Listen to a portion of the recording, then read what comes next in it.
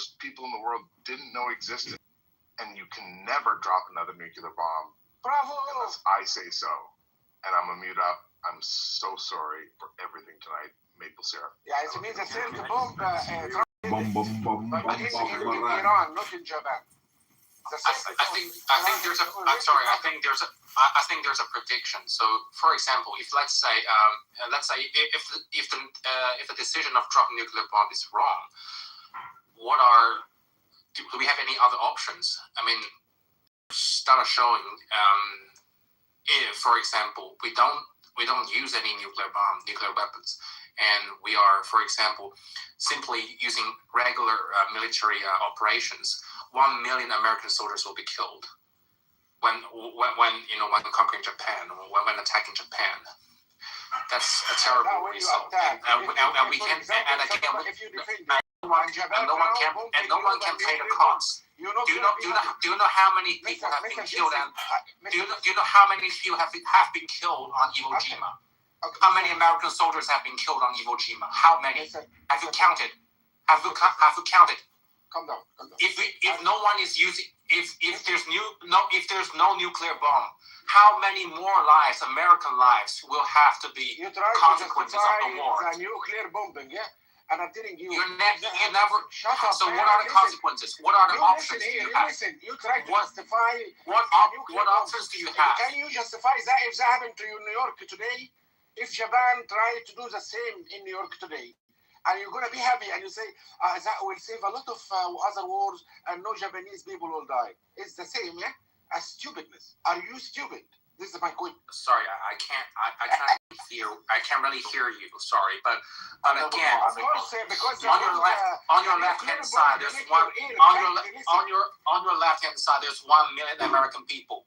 On your right hand side, there's 2 nuclear bombs. Which one are you gonna use? That's a simple question, and that's the only 2 options they have. That's what they told you. And you in a single war on Iwo Jima, 20,000 American soldiers have been killed. 20,000. Do you know how many people is that?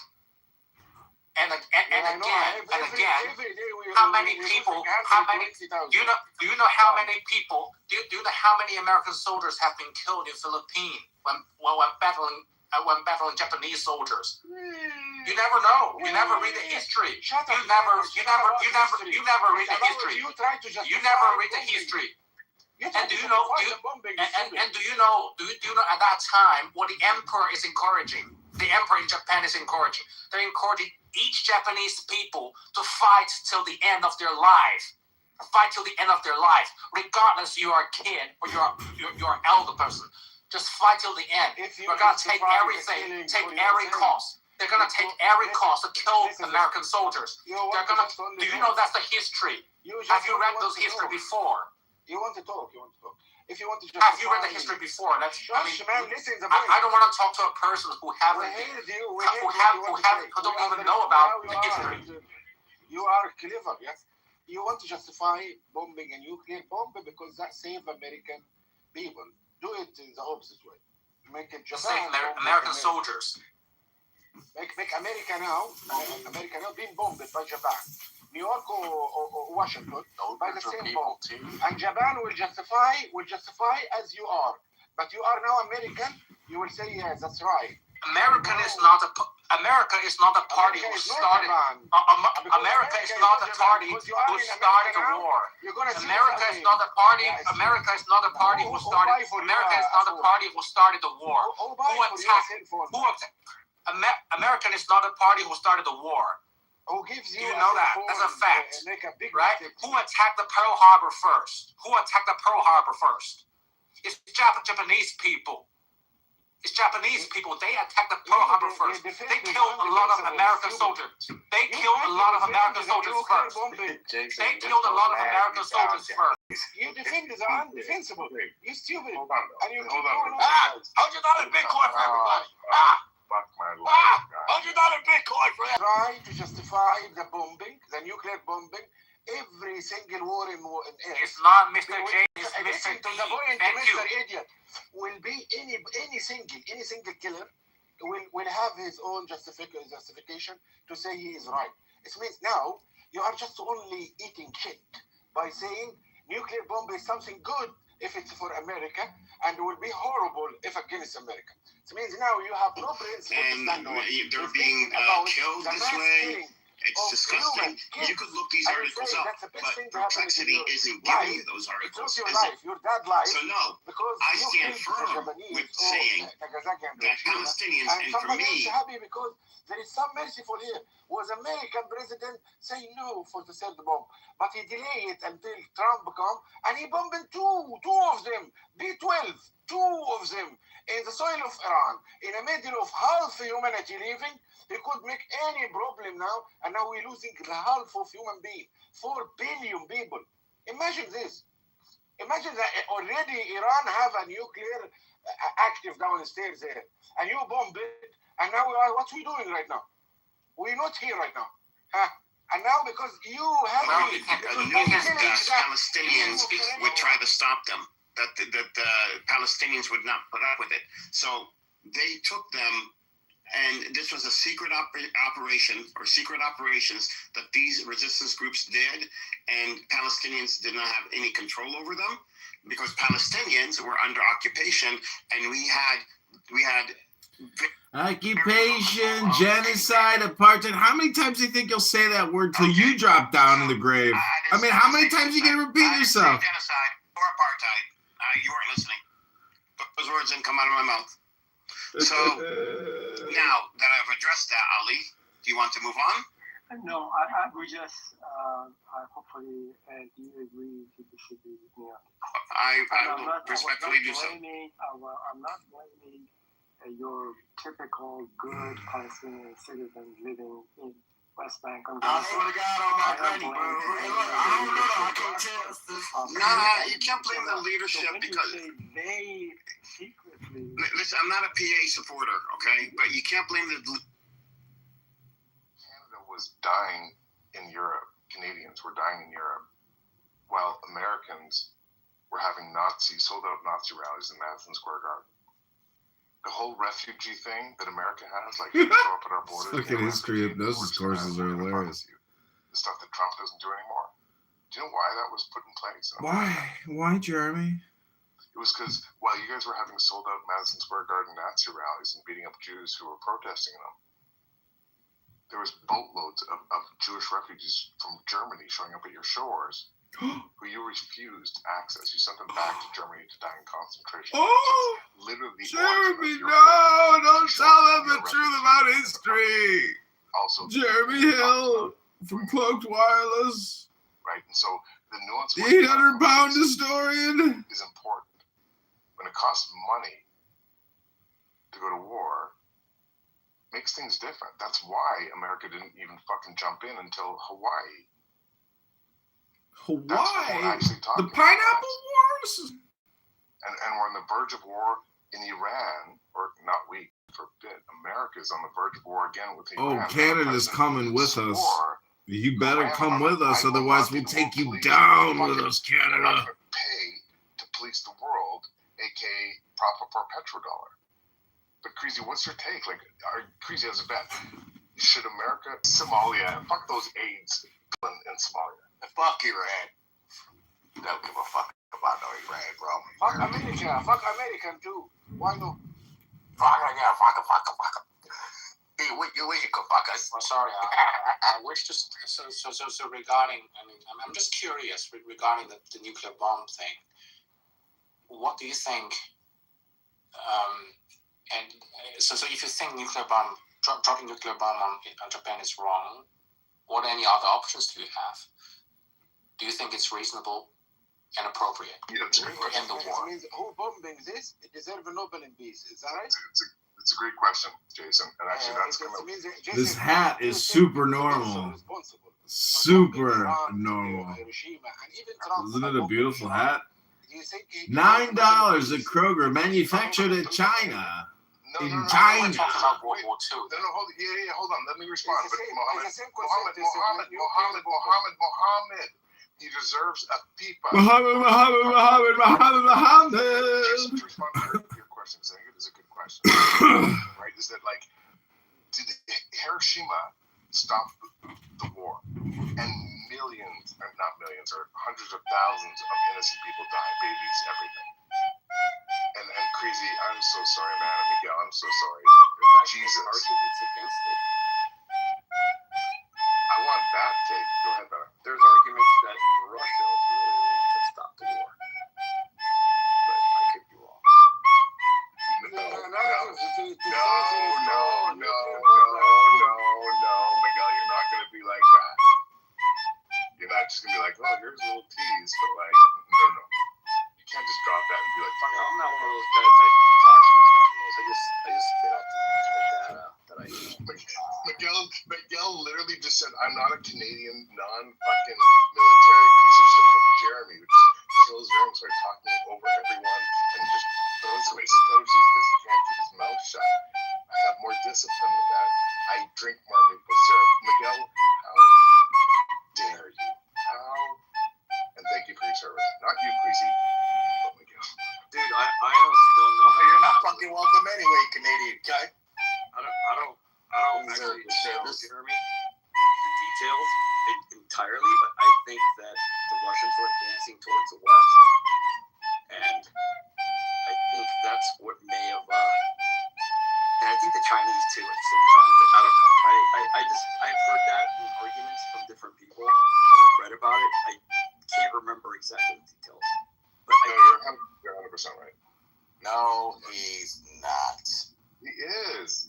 Well, my argument is very simple, though. I think dropping a nuclear bomb is a good option, and it's well, necessarily good because good is very subjective. But okay, Mr. it's the only. If we have now Sorry. Where is the best place to bomb it?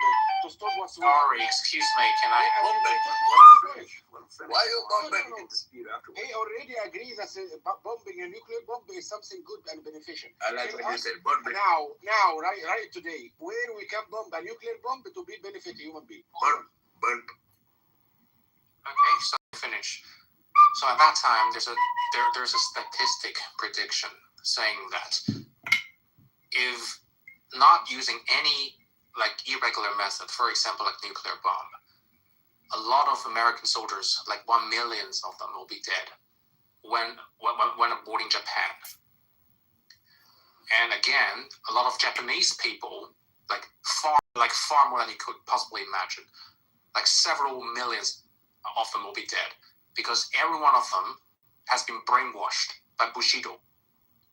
They're saying they should fight until the last moment. They should try their every best to kill any American soldiers according to Japan. That is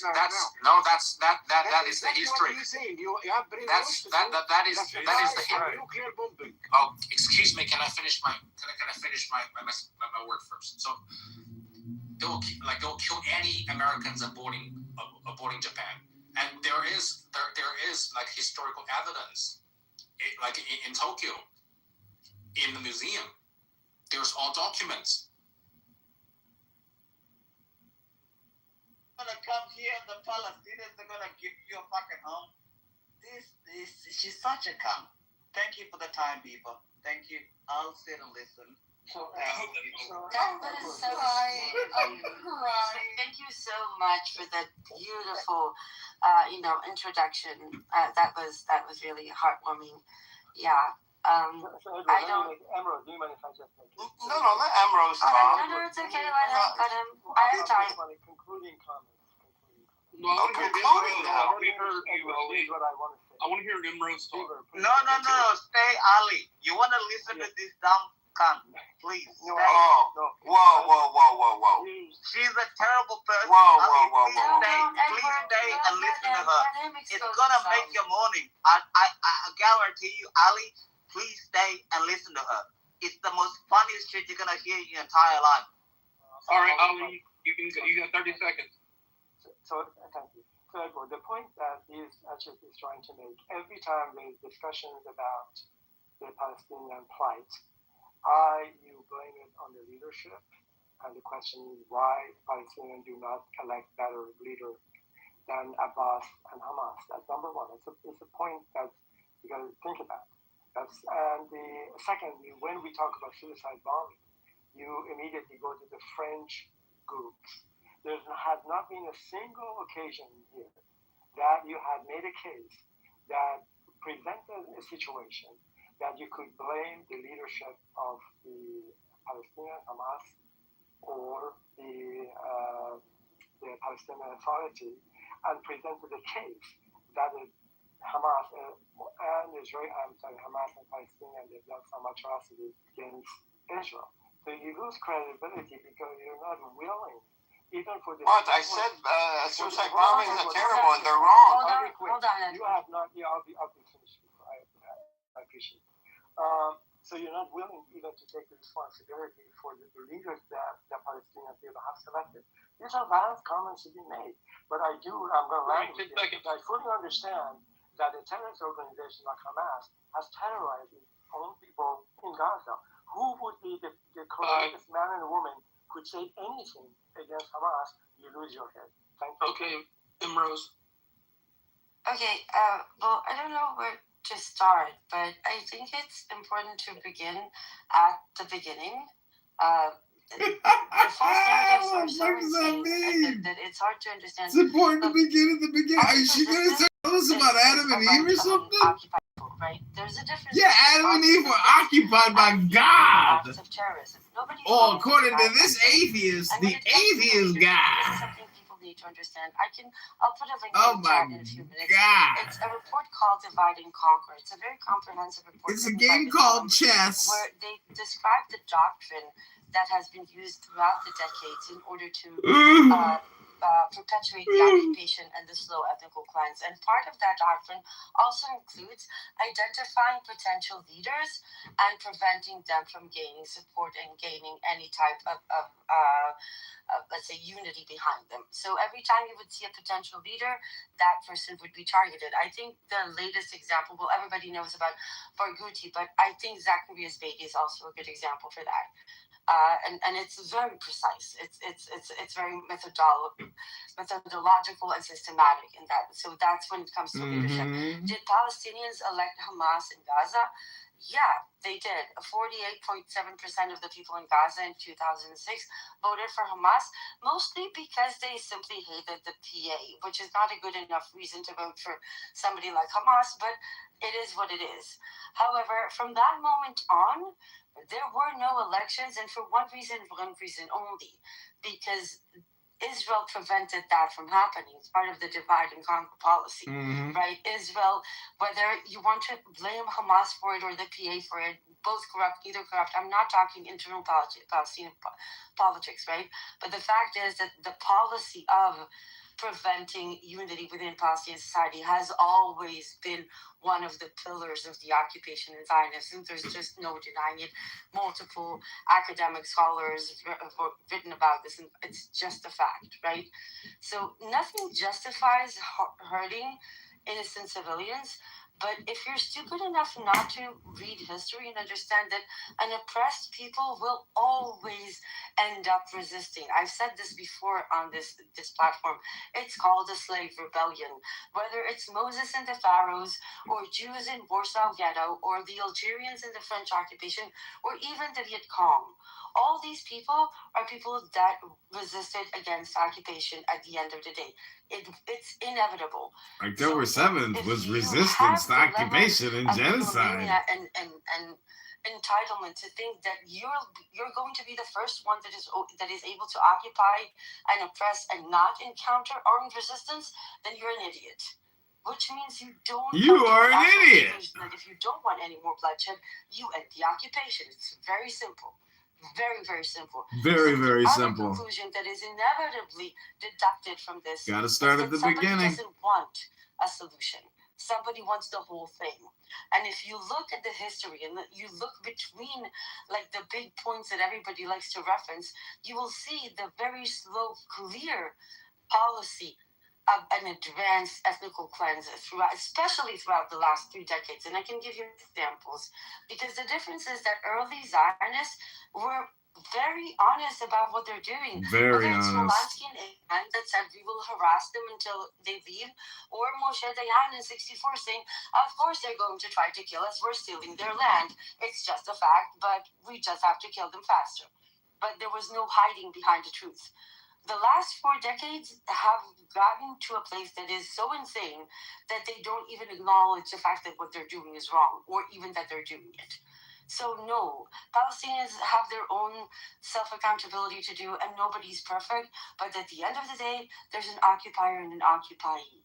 And the person responsible of taking the first 100 steps towards a solution for the Palestinian to take 10 is Israel. And Israel not only is not willing to take those steps, it is actively running away from it and prevent that from ever happening.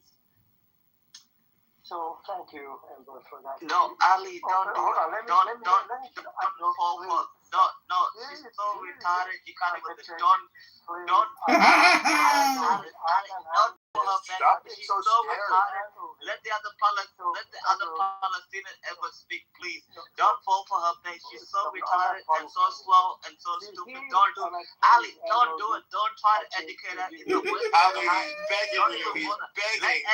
Let Edward speak about it. I defer to Emerald since she's more intelligent than me.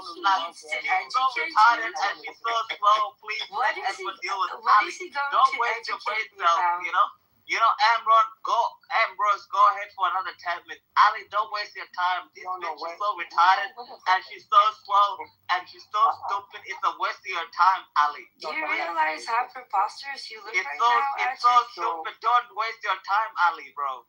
Wait, H-Check, are you saying she's an anti-Semite? She's a disgusting reprobate. She's the worst of the worst.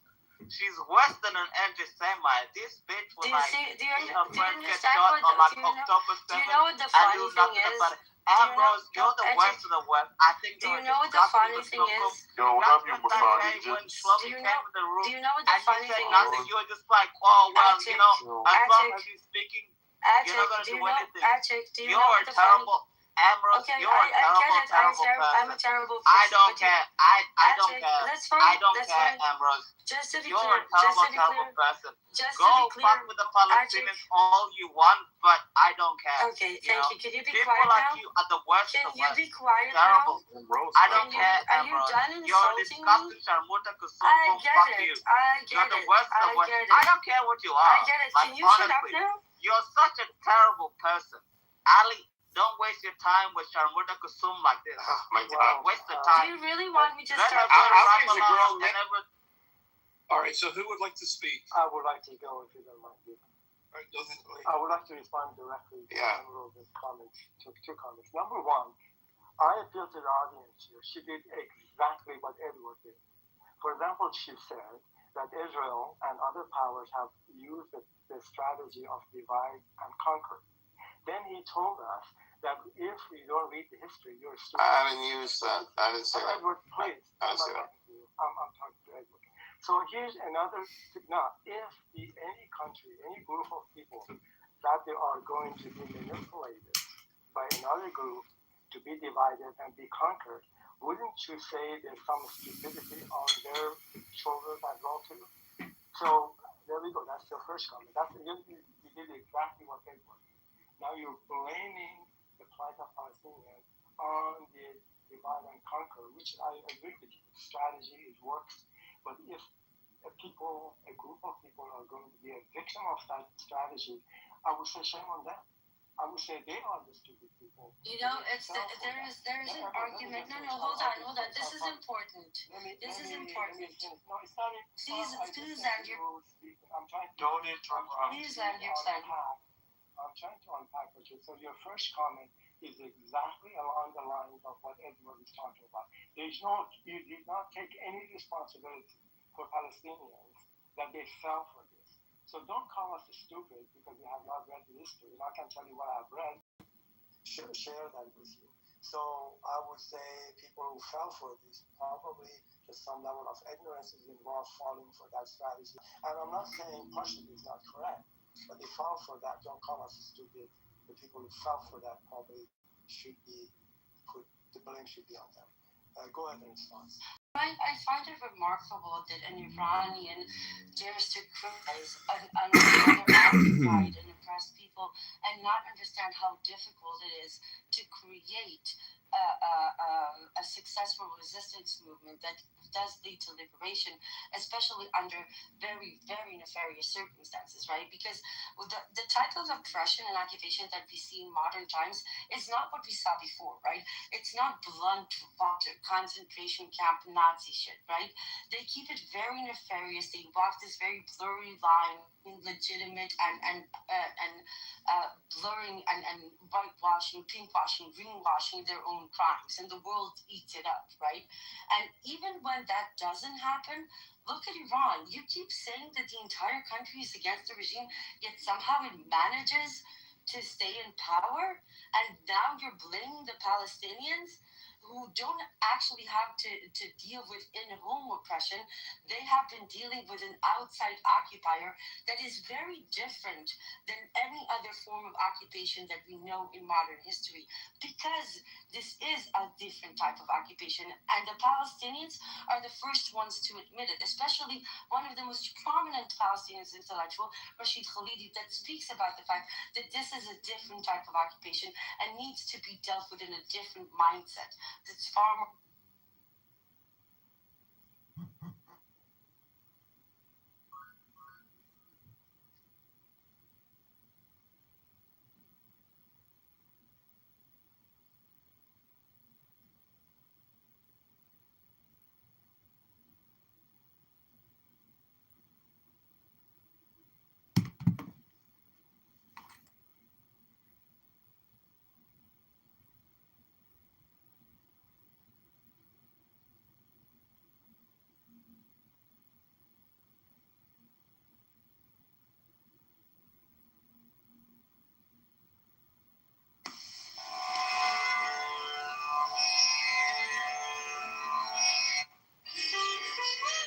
Behold the universe in the glory of God, and all that lives and moves on earth.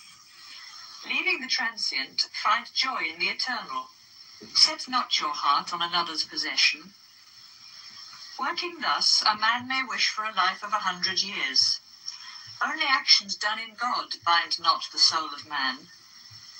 There are demon-haunted worlds, regions of utter darkness. Whoever in life denies the spirit falls into that darkness of death. The spirit without moving is swifter than the mind. The senses cannot reach him. He is ever beyond them. Standing still, he overtakes those who run. To the ocean of his being, the spirit of life leads the streams of action. He moves and he moves not. He is far and he is near. He is within all and he is outside all. Who sees all beings in his own self, and his own self in all beings, loses all fear. When a sage sees this great unity, and his self has become all being, what delusion and what sorrow can ever be near him? The Spirit filled all with his radiance. He is incorporeal and invulnerable, pure and untouched by evil. He is the supreme seer and thinker, immanent and transcendent. To deeper darkness fall those who follow knowledge. One is the outcome of knowledge, and another is the outcome of action. Thus we have heard from the ancient sages who explain the truth to us. He who knows both knowledge and action, with action overcomes death, and with knowledge reaches immortality. Into deep darkness fall those who follow the immanent. Into deeper darkness fall those who follow the transcendent. One is the outcome of the transcendent, and another is the outcome of the immanent. Thus have we heard from the ancient sages who explained this truth to us. He who knows both the transcendent and the immanent, with the immanent overcomes death, and with the transcendent reaches immortality. The face of truth remains hidden behind a circle of gold. Unveil it, O God of light, that I who love the true may see. O life-giving Sun, offspring of the Lord of creation, solitary seer of heaven, spread thy light and withdraw thy blinding splendor, that I may behold thy radiant form. That spirit far away within thee is my inmost spirit. May life go to immortal life, and the body go to ashes. Om. O my soul, remember past strivings. Remember. O my soul, remember past strivings. Remember. By the path of good, lead us to final bliss. O fire divine, thou God who knowest all ways, deliver us from wandering evil. Prayers and adoration we offer unto thee.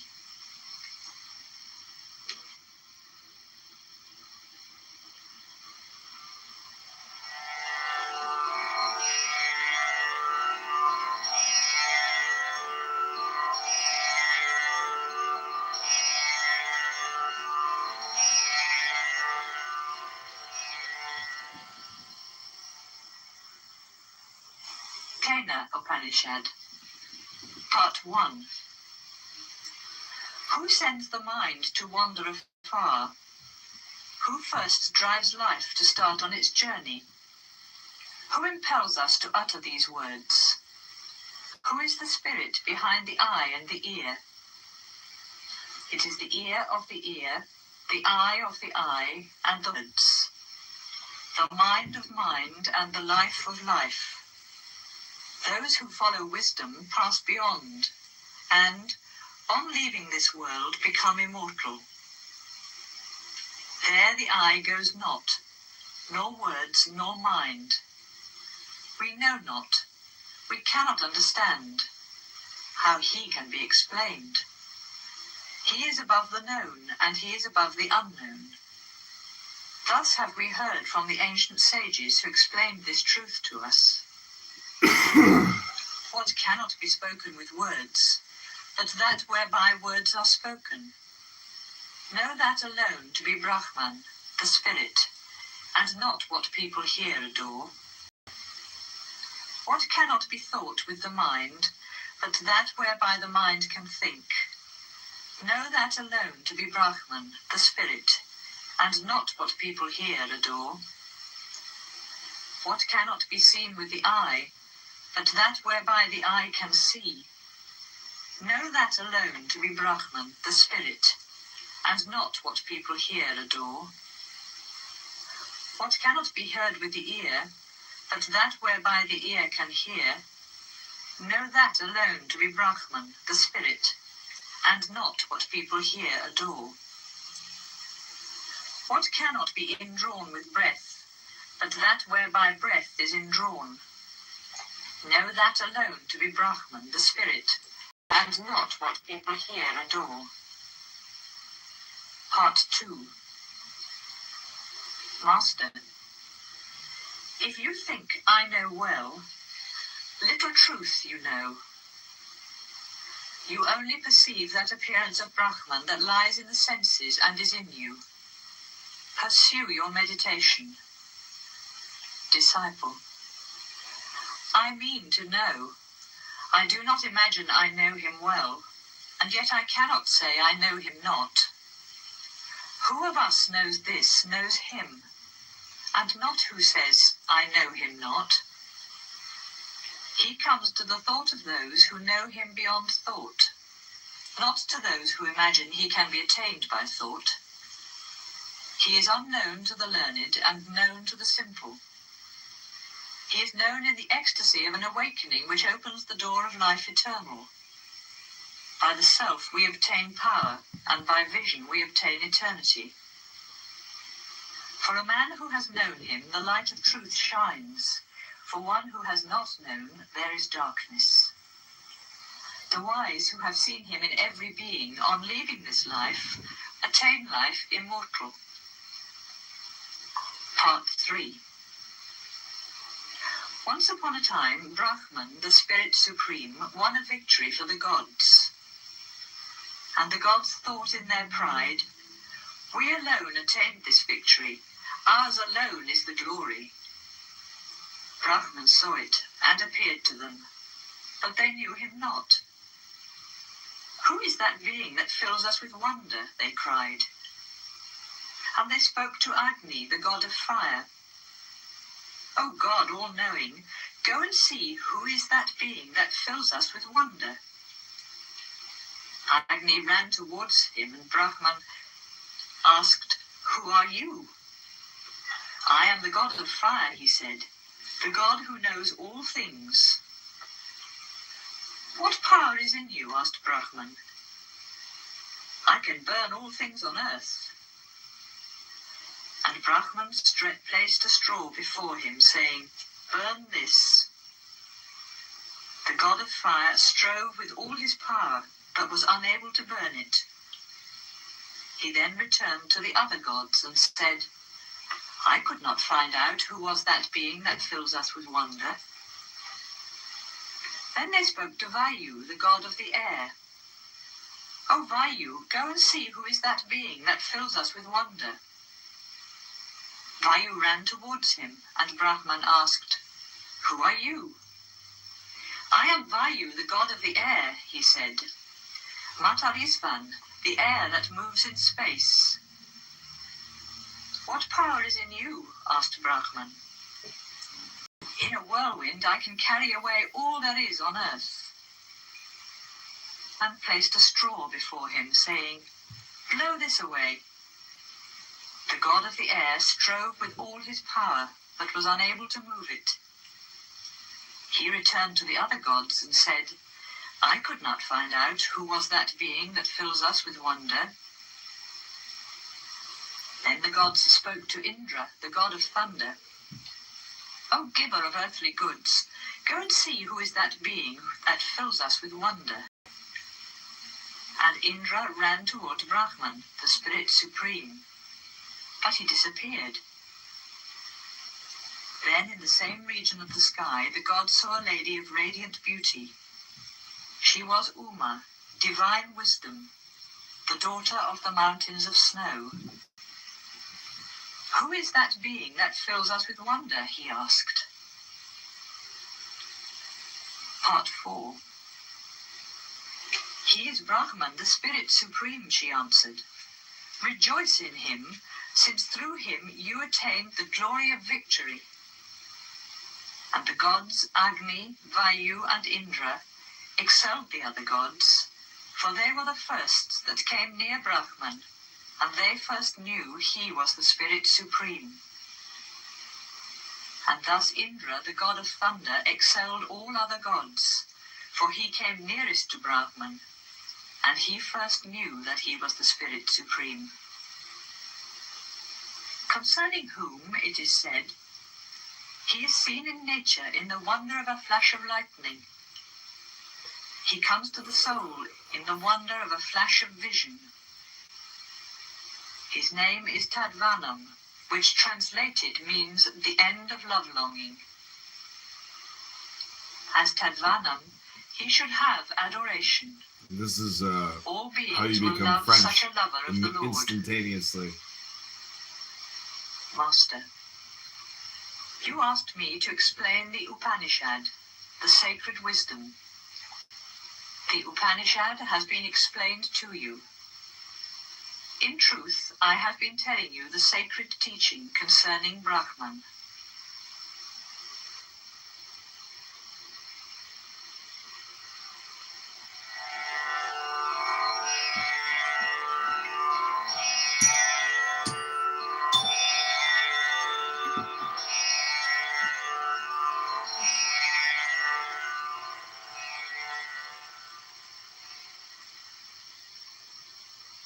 Katha Upanishad, Part 1.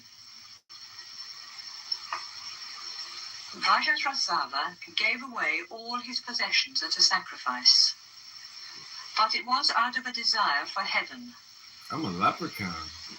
There's a leprechaun in that tree! Nachiketas, who, although he was only a boy, had a vision of faith when the offerings were given, and thus he thought, this poor offering of cows that are too old to give milk and too weak to eat grass or drink water must lead to a world of sorrow. And he thought of offering himself and said to his father, Father, to whom will you give me? He asked once, and twice, and 3 times. And then his father answered in anger, I will give you to death. Nachiketas. At the head of many I go, and I go in the midst of many. What may be the work of death that the day must be done through me? Remember how the men of old passed away, and how those of days to come will also pass away. A mortal ripens like corn, and like corn he is born again. Nachiketas had to wait 3 nights without food in the abode of Yama, the god of death. A voice. As the spirit of fire, a Brahmin comes to a house. Bring the offering of water, O god of death. How unwise is the man who does not give hospitality to a Brahmin. He loses his future hopes, his past merits, his present possessions, his sons, and his all. Death. Since you have come as a sacred guest to my abode, and you have had no hospitality for 3 nights, choose then 3 boons. Nachiketas. May my father's anger be appeased, and may he remember me and welcome me when I return to him. Let this be my first boon. Death. By my power your father will remember you and love you as before, and when he sees you free from the jaws of death, sweet will be his sleep at night. Nachiketas. There is no fear in heaven, old age and death are not there. The good, beyond both, rejoice in heaven, beyond hunger and thirst and sorrow. It's not and a those medal. in heaven attain immortality. You know, O death, that It's the sacred fire Republican which leads to convention. heaven. I'm part of the Explain entertainment. it to me, since I have faith. Be Part of the this my entertainment second division of the boon. GOP. Death. I know, Nachiketas, that sacred fire which leads to heaven. Listen. That fire which is the means of attaining the infinite worlds, and is also their foundation, is hidden in the sacred place of the heart. And death told him of the fire of creation, the beginning of the worlds, and of the altar of the fire sacrifice, of how many bricks it should be built, and how they should be placed. Nachiketas repeated the teaching. Death was pleased, and went on. A further boon I give you today. This fire of sacrifice shall be known by your name. Take also from me this chain of many forms. One who lights 3 times this sacred fire, and attains union with the 3, and performs the 3 holy actions, passes beyond life and death, for then he knows the God of fire, the God who knows all things, and through knowledge and adoration he attains the peace supreme. He who, knowing the 3, builds up the altar of fire sacrifice, and performs 3 times the sacrifice of Nachiketas, casts off the bonds of death, and passing beyond sorrow, finds joy in the regions of heaven. This is the fire that leads to heaven, which you chose as the second gift. Men will call it the fire sacrifice of Nachiketas. Choose now the 3rd boon. Nachiketas. When a man dies, this doubt arises. Some say he is, and some say he is not. Teach me the truth. Death. Even the gods had this doubt in times of old, for mysterious is the law of life and death. Ask for another boon. Release me from this. Nachiketas. This doubt indeed arose even to the gods, and you say, O death, that it is difficult to understand. But no greater teacher than you can explain it. And there is no other boon so great as this. Death. Take horses and gold and cattle and elephants. Choose sons and grandsons that shall live 100 years. Have vast expanses of land, and live as many years as you desire. Or choose another gift that you think equal to this, and enjoy it with wealth and long life. Be a ruler of this vast earth. I will grant you all your desires. Ask for any wishes in the world of mortals, however hard to obtain. To attend on you, I will give you fair maidens with chariots and musical instruments. But ask me not, Nachiketas, the secrets of death. Nachiketas. All these pleasures, O end of all. They weaken the power of life. And indeed, how short is all life? Keep thy horses and dancing and singing. Man cannot be satisfied with wealth. Shall we enjoy wealth with you in sight? Shall we live whilst you are in power? I can only ask for the boon I have asked. When a mortal here on earth has felt his own immortality, how could he wish for a long life of pleasures, for the lust of deceitful beauty? Solve then the doubt as to the great beyond. Grant me the gift that unveils the mystery. This is the only gift Nachiketas can ask. Part 2. Death. There is the path of joy and there is the path of pleasure. Both attract the soul. Who follows the first comes to good. Who follows pleasure reaches not the end. The two paths lie in front of man. Pondering on them, the wise man chooses the path of joy. The fool takes the path of pleasure. You have pondered, Nachiketas, on pleasures, and you have rejected them. You have not accepted that chain of possessions wherewith men bind themselves, and beneath which they sink. There is the path of wisdom and the path of ignorance. They are far apart and lead to different ends. You are, Nachiketas, a follower of the path of wisdom. Many pleasures tempt you not. Abiding in the midst of ignorance, thinking yourself wise and learned, fools go aimlessly hither and thither like blind and blind. What lies beyond life shines not to those who are childish or careless or deluded by wealth. This is the only world. There is no other, they say. And thus they go from death to death. Not many hear of him.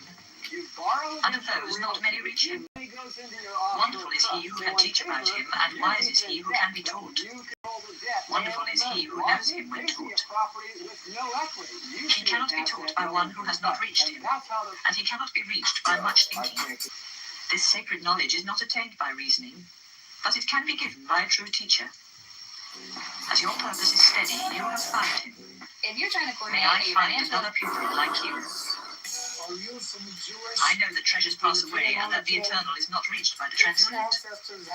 Eyes have been spread, Magic. The fulfillment of all desires, the dominion of the world, the eternal reward of ritual, the shore where there is no fear, the greatness of fame and boundless space, the strength and wisdom you have renounced them. When the wise rests his mind in contemplation on our God beyond time, who invisibly dwells in the mystery of things and in the heart of man, then he rises above pleasures and sorrow. When a man has heard and has understood, and finding the essence reaches the inmost, then he finds joy in the source of joy. Nachiketas is a house open for thy Atman, thy God. Nachiketas, tell me what you see beyond right and wrong, beyond what is done or not done, beyond past and future. Death. I will tell you the word that all the Vedas glorify, all self-sacrifice expresses, all sacred studies and holy life seek. That word is Om. That word is the everlasting Brahman. That word is the highest end. When that sacred word is known, all longings are fulfilled. It is the supreme means of salvation. It is the help supreme. When that great word is known, one is great in the heaven of Brahman. If we have an idea for Atman, the spirit of vision, is never born and never dies. Before him there was nothing, and he is one forevermore. never born and eternal. Beyond time gone or to come, he does not die when the body dies. If the slayer thinks that he kills, and if the slain thinks that he dies, neither knows the ways of truth. The eternal in man cannot kill. The eternal in man cannot die. Concealed in the heart of all beings is the Atman, the spirit, the self, smaller than the smallest atom, greater than the vast spaces. The man who surrenders his human will leaves sorrows behind and beholds the glory of the Atman by the grace of the Creator. Resting, he wanders afar. Sleeping, he goes everywhere. Who else but myself can know that God of joy and of sorrows? When the wise realize the omnipresent spirit who rests invisible in the visible and permanent in the impermanent, then they go beyond sorrow. Not through much learning is the Atman reached, not through the intellect and sacred teaching. It is reached by the chosen of him because they choose him. To his chosen, the Atman reveals his glory. Not even through deep knowledge can the Atman be reached unless evil ways are abandoned.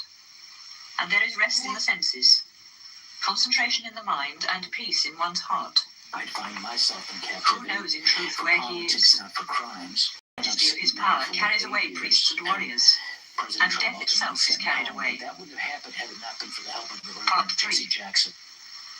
In the secret high place of the heart, there are two beings who drink the wine of life in the world of truth. Those who know Brahman, those who keep the 5 sacred fires, and those who light the threefold fire of Nachiketas, call them light and shade. I find myself in captivity. May we light the sacred fire of Nachiketas, the bridge to cross to the other shore where there is no fear, the supreme everlasting spirit. Looking for immediate Know delivery the Atman as Lord of the chariot, and the body as the chariot itself. Know that reason is the charioteer, and the mind indeed is the reins. The horses, they say, are the senses, and their paths are the objects of sense. When the soul becomes one with the mind and the senses, he is called one who has joys and sorrows. Let's show you inside.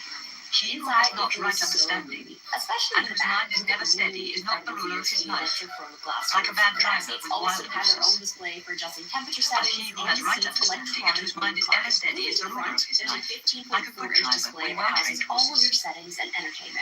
He who has not right understanding is careless and never pure, reaches not the end of the journey, but wanders on from death to death. But he who has understanding is careful and ever pure, reaches the end of the journey, from which he never returns. The man whose chariot is driven by reason, who watches and holds the reins of his mind, reaches the end of the journey, the supreme everlasting spirit. Beyond the senses are their objects, and beyond the objects is the mind. Beyond the mind is pure reason, and beyond reason is the spirit in man. Beyond the spirit in man is the spirit of the universe, and beyond is Purusha, the spirit supreme. Nothing is beyond Purusha. He is the end of the path. The light of the Atman, the spirit, is invisible, concealed in all beings. It is seen by the seers of the subtle when their vision is keen and is clear. The wise should surrender speech in mind in the knowing self, the knowing self in the spirit of the universe, and the spirit of the universe in the spirit of peace. Awake, arise, strive for the highest, and be in the light. Sages say the path is narrow and difficult to tread, narrow as the edge of a razor. The Atman is beyond sound and thought, without touch and taste and perfume. It is eternal, unchangeable, and without beginning or end. Indeed, above reasoning.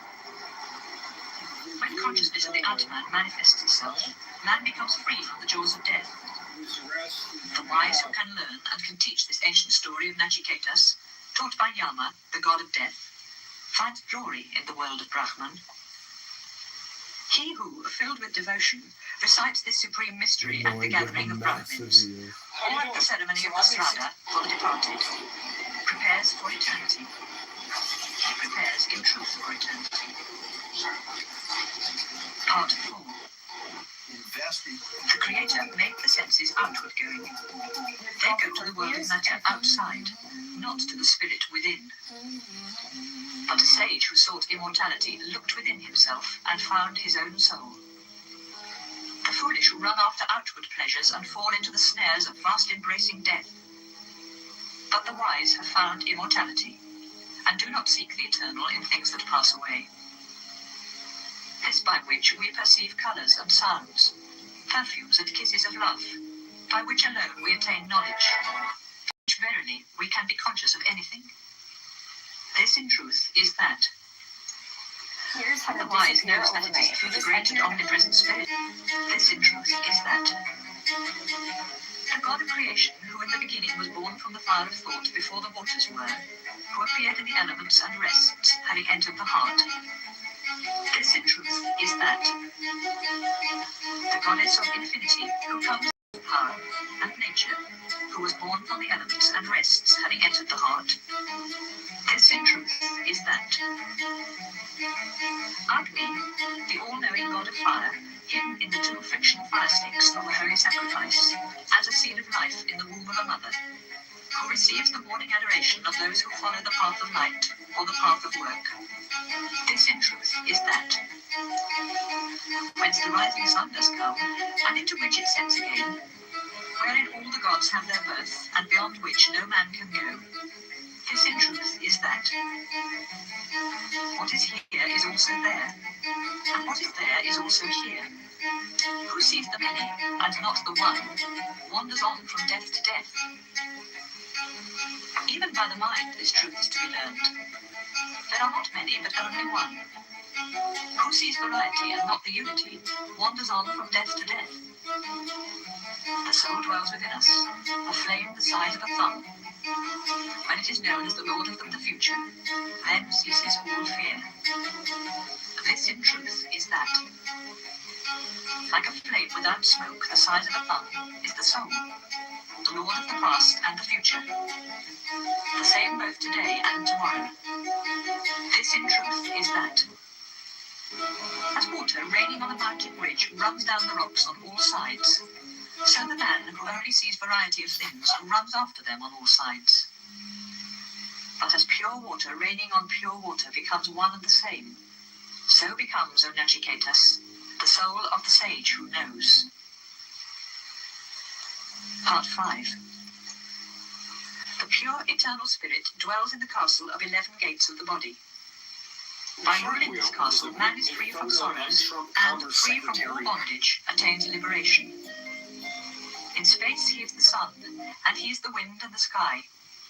At the altar he is the priest, and the soma wine in the jar. He dwells in men and in gods, in righteousness and in the vast heavens.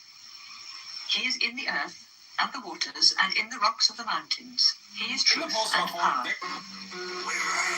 powers of life adore that God who is in the heart, and he rules the breath of life, breathing in and breathing out.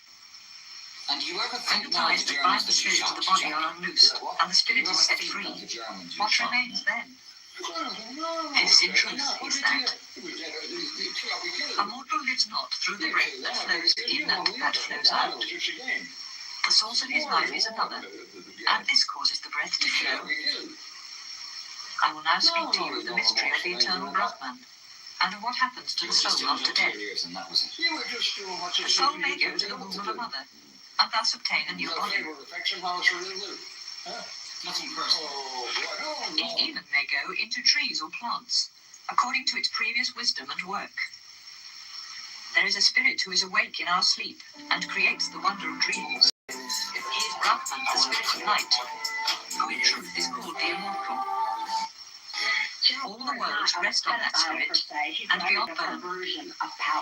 The spirit, though one, takes new forms in all things that live. He is within them, and is also outside. As the wind, though one, takes new forms in whatever it enters. The spirit, though one, takes new forms in all things that live. He is within me, and is also outside. As the sun that beholds the world is untouched by earthly impurities, so the spirit that is in all things is untouched by external sufferings. There is one ruler, The Spirit that is in all things, who transforms his own form into many. Only the wise who see him in their souls attain the joy eternal. She is the eternal among things that pass away, pure consciousness of conscious beings, the one who fulfills the prayers of many. Only the wise who see him in their souls attain the peace eternal. This is that. Thus they realize the ineffable joy supreme. How can this be known? Does he give light, or does he reflect light? There the sun shines not, nor the moon, nor the stars. Lightnings shine not there, and much less earthly fire. From his light, all these give light, and his radiance illumines all creation. Part 6. The tree of eternity has its roots in heaven above, and its branches reach down to earth. It is Brahman, pure spirit, who in truth is called the immortal. All the worlds rest on that spirit, and beyond him no one can go. This in truth is that. The whole universe comes from him, and his light burns through the whole universe. In his power is the majesty of God. Those who know him have found immortality. From fear of him the fire burns, and from fear of him the sun shines. From fear of him the clouds and the winds and death itself move their way. If one sees him in this life before the body passes away, one is free from bondage. But if not, one is born and dies again in new worlds and new creations. Brahman is seen in a pure soul as in a mirror clear, and also in the Creator's heaven as clear as light. But in the land of shades as remembrance of dreams, and in the world of spirits as reflections in trembling waters. When the wise man knows that the material senses come not from the spirit, and that their waking and sleeping belong to their own nature, then he grieves no more. Beyond the senses is the mind, and beyond mind is reason, its essence. Beyond reason is the spirit in man, and beyond this is the spirit of the universe, the evolver of all. And beyond is Purusha, all-pervading, beyond definitions. When a mortal knows him, he attains liberation and reaches immortality. His form is not in the field of vision. No one sees him with mortal eyes. He is seen by a pure heart and by a mind and thoughts that are pure. Those who know him attain life immortal. When the five senses and the mind are still, and reason itself rests in silence, then begins the path supreme. This calm steadiness of the senses is called yoga. Then one should become watchful, because yoga comes and goes. Words and thoughts cannot reach him, and he cannot be seen by the eye. How can he then be perceived except by him who he is? In the faith of he is, his existence must be perceived, and he must be perceived in his essence. When he is perceived as he is, then shines forth the revelation of his essence. When all desires that cling to the heart are surrendered, then a mortal becomes immortal, and even in this world he is one with Brahman. When all ties that bind the heart are unloosened, then a mortal becomes immortal. This is the sacred teaching. 101 subtle ways come from the heart. One of them rises to the crown of the head. This is the way that leads to immortality. The others lead to different ends. Always dwelling within all beings is the Atman, the Purusha, the Self, a little flame in the heart. Let one with steadiness withdraw him from the body, even as an inner stem is withdrawn from its sheath, Spirit Supreme, and became immortal and pure. So in truth will anyone who knows his Atman, his higher self.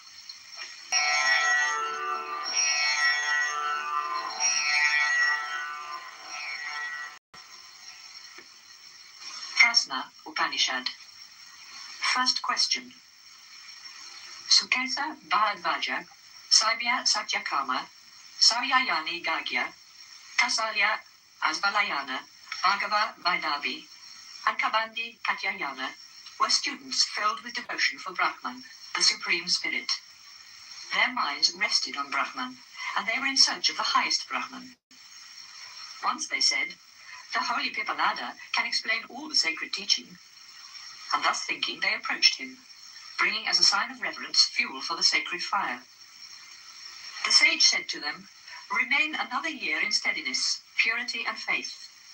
Ask then anything you desire, and if I know, I will tell you all." When the time came, Kavandi Katyayana approached the sage and said, "Master, whence came all created beings?" The sage replied, "In the beginning, the Creator longed for the joy of creation. He remained in meditation, and then came Rayi, matter, and Prana, life. These two, thought he, will produce beings for me. The sun is life, and the moon is matter. All that has form, solid or subtle, is matter. Therefore, form is matter. When the rising morning sun enters the eastern skies, then he bathes in his light all life that is in the east. And then the south and the west and the north, and all the sky are illumined by that light that gives life to all that lives. Thus rises the sun as fire, as life in its infinite variety. It was said in a verse of the Rig Veda, "The sun is rising in golden radiance, the sun of 1,000 rays, in 100 regions abiding. The God omniscient, the aim of all prayers, the light and fire supreme, the infinite life of all beings. The Lord of creation is in truth the time of the year. This has two paths, the way of the south and the way of the north. Those who worship thinking, we have done sacrifices and pious works, attain only the regions of the moon and return to life and death. That is why those sages who desire children and the life of the family follow the path of the south. This is the path that leads to the ancestors. But those who in search of the inner spirit follow the spiritual path of the north with steadiness, purity, faith, and wisdom, attain the regions of the sun. And there is the ocean of life, the refuge supreme, the land of immortality where there is no fear. From there they do not return again. It is the end of the journey." There is a verse of the Rig Veda that says, "Some speak of a father who sends rain from the heaven of the north, resting on the seasons and showing himself in 12 ways. Others speak of a sage in the heaven of the south, with a chariot of 7 wheels and 6 spokes. The day and night are the Lord of creation. Day is life and night is matter. Those who join in love by day waste life, but they follow the good path, those who join in love by night. The dark fortnight is indeed matter, and the bright fortnight is life. Some sages do their rituals in the bright fortnight, but some in the time of darkness. Food is in truth the Lord of creation. From food, seed is produced, and from this beings are born. Those who obey the law of the Lord of creation, they in turn become creators and like him produce a pair. They attain the pale regions of the moon. But those in whom there is no deceit, untruth, or bad faith, who live in steadiness, purity, and truth, theirs are the radiant regions of the sun." Then Bhargava Vaidavi asked, "Master, what are the powers that keep the union of a being? How many keep burning the lamps of life? And which amongst them is supreme?" The sage replied, "The powers are space, air, fire, water, and earth, and voice, mind, the eye, and the ear. These powers light the lamps of life and say, 'We keep the union of this being, and we are its foundation.' But life, the power supreme, said to them, 'Do not fall into delusion. It is I, in my 5-fold division, keep the union of this being, and I am its foundation.' But they believed him not. Life was offended and rose aloft to leave the body, and all the powers of life had to rise, and, life coming again to rest, all the powers had to rest. As when a queen bee arises, all the bees with her arise, and when she comes to rest again, then all again come to rest. Even so it happened to the powers of the voice, the mind, the eye, and the ear. The powers then understood and sang in joy this song of life. Life is the fire that burns and is the sun that gives light. Life is the wind and the rain and the thunder in the sky. Life is matter and is earth, what is and what is not, and what beyond is in eternity. On life all things are resting as spokes in the center of a wheel. On life are resting the Vedas and prayers and warriors and priests. To thee, resting with thy powers, O life, all beings offer adoration. As Lord of creation, thou movest in the womb of the mother, thence to be reborn. Thou art the chief bearer of gifts to the gods, the first offering made to the departed. Thou art the poetry of the seers, the truth of ancient sages. Thou art Rudra, the god of protection. Thou art Indra in thy radiance, O life. As the sun that wanders in heaven, thou art lord of all heavenly lights. When the rain pours down from heaven, O life, all thy creatures rejoice, and they say, food for us shall be in abundance. Thou art pure, O life, supreme seer, lord and consumer of all. We, the givers of what thou enjoyest, thou, our Father, the breath of all life. Be favourable unto us, O life, with that invisible form of thine, which is in the voice, the eye, and the ear, and which lives in the mind. Go not from us. In thy power is all this world, and even the third most sacred heaven. As a mother her child, protect us, O life. Give us glory, and give us wisdom. Third question. Then Kausalya Asvalayana asked, Master, this life, whence does it arise? How does it come to this body? How, after diffusing itself, does it abide here? How does it leave the body? How does it sustain the universe without and the universe within? The sage replied, Great are the questions you ask from me, but you are a great lover of Brahman. I will answer. Life comes from the spirit. Even as a man casts a shadow, so the spirit casts the shadow of life. And as a shadow of former lives, a new life comes to this body.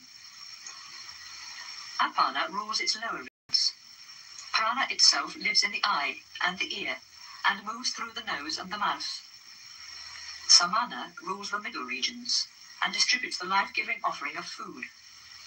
From Samana come the 7 flames. In the heart dwells the Atman, the self. It is the centre of 101 little channels. From each one of them come 100 channels more. 72,000 smaller channels branch from each one of these. In all these millions of little channels moves the power of Dhyana. Rising by one of them, the living power of Udana leads to the heaven of purity by good actions, to the hell of evil by evil actions, and if by both again, to this land of man. The sun is Prana, the life of this universe, and he rises giving joy to the life in human eyes. The divinity of the earth rules the lower regions of Apana. Between the sun and the earth, there is space or Samana. Air is Vayana. Fire is Udana. When that fire of life is gone, senses are absorbed in mind, and man comes to life again. His last thoughts lead him to Prana, and accompanied by the living fire of Udana, and led by Atman, the spirit himself, he goes to the regions deserved and desired in imagination. He who thus knows the meaning of life, his offspring never dies, and attains life everlasting. There is a verse that says, He who knows the rising of life and how it comes to the body, how it abides there in its 5-fold division, and knows its relation to the inner spirit, enjoys eternal life, in truth, enjoys eternal life. Fourth question. Then Sauyayani Gagya asked, Master, how many powers sleep in man and how many remain awake? Who is that spirit that beholds the wonder of dreams?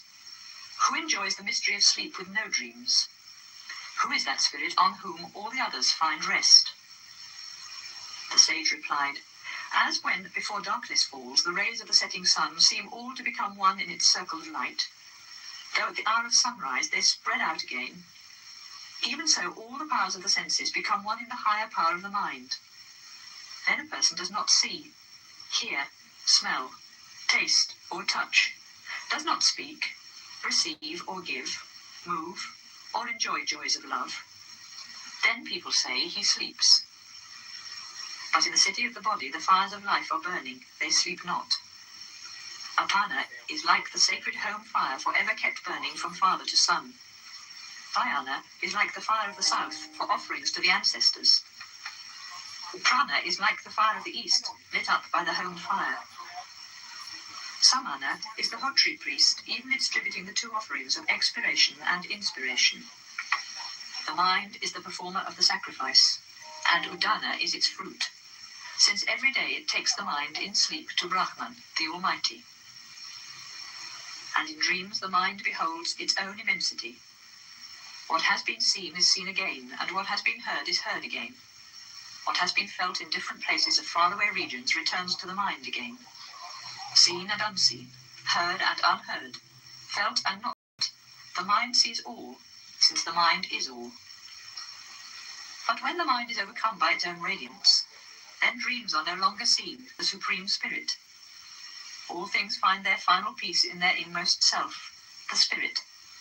Earth, water, fire, air, space, and their invisible elements, light, hearing, smell, taste, touch, and their various fields of sense, voice, hands, and all powers of action, mind, reason, the sense of I, thought, inner light, and their objects, and even life and all that life sustains. It is the spirit of man who sees, hears, feels perfumes, touches and tastes, thinks and acts, and has all consciousness. And the spirit of man finds peace in the Spirit supreme and eternal.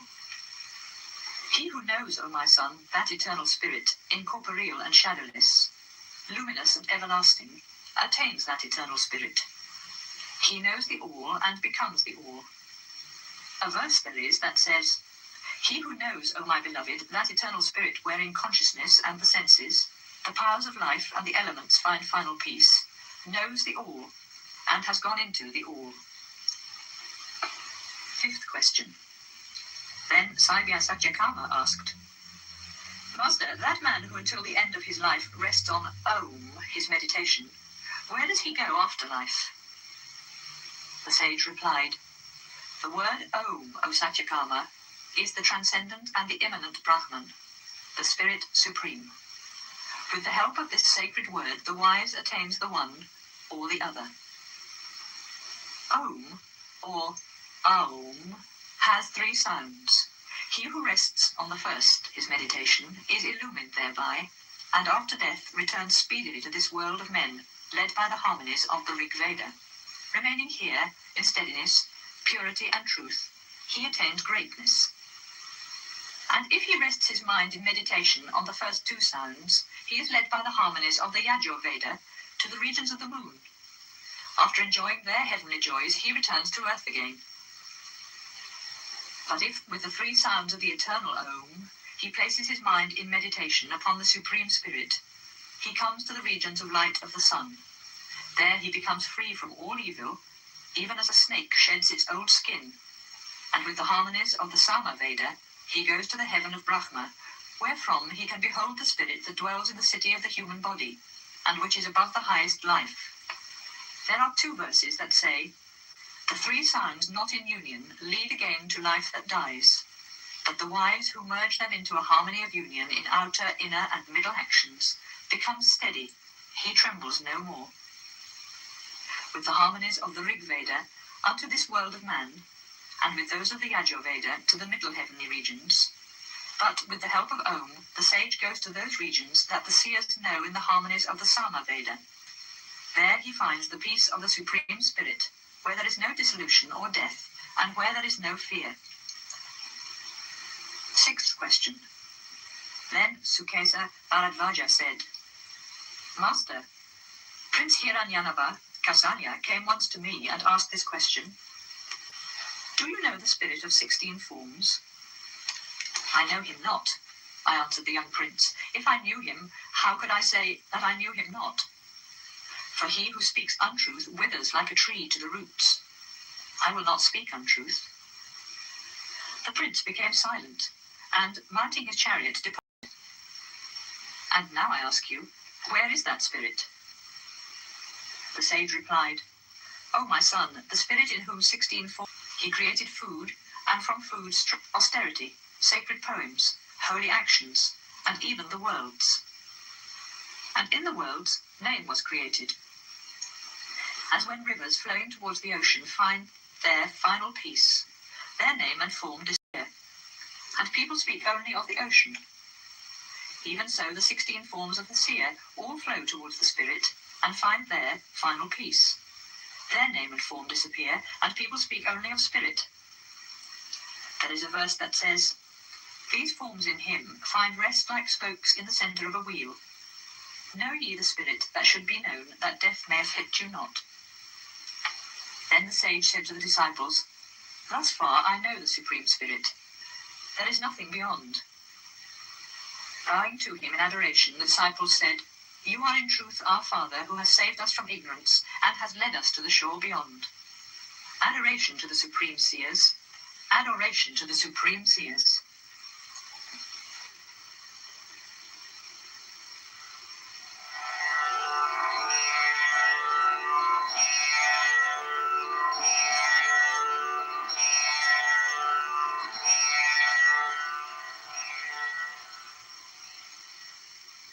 Mundaka Upanishad. Part 1, Chapter 1.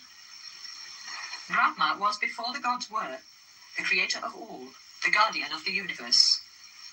The vision of Brahman, the foundation of all wisdom, he gave in revelation to his firstborn son, Atavan. That vision and wisdom of Brahman given to Atavan, he in olden times revealed to Angira, and Angira gave it to Satyava, who in succession revealed it to Angiras. Now there was a man whose name was Saunaka, owner of a great household, who approaching one day Angiras with reverence, asked him this question: "Master, what is that which, when known, all is known?" The master replied, "Sages say that there are two kinds of wisdom, the higher and the lower. The lower wisdom is in the 4 sacred Vedas, and in the 6 kinds of knowledge that help to know, to sing, and to use the Vedas. Definition and grammar, pronunciation and poetry, ritual and the signs of heaven. But the higher wisdom is that which leads to the eternal. He is beyond thought and invisible, beyond family and colour. He has neither eyes nor ears. He has neither hands nor feet. He is everlasting and omnipresent, infinite in the great and infinite in the small. He is the eternal whom the sages see as the source of all creation.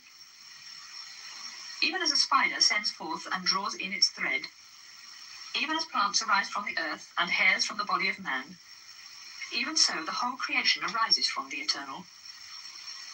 By tapas, the power of meditation, Brahman attains expansion, and then comes primeval matter. And from this comes life and mind, the elements and the worlds and the immortality of ritual action.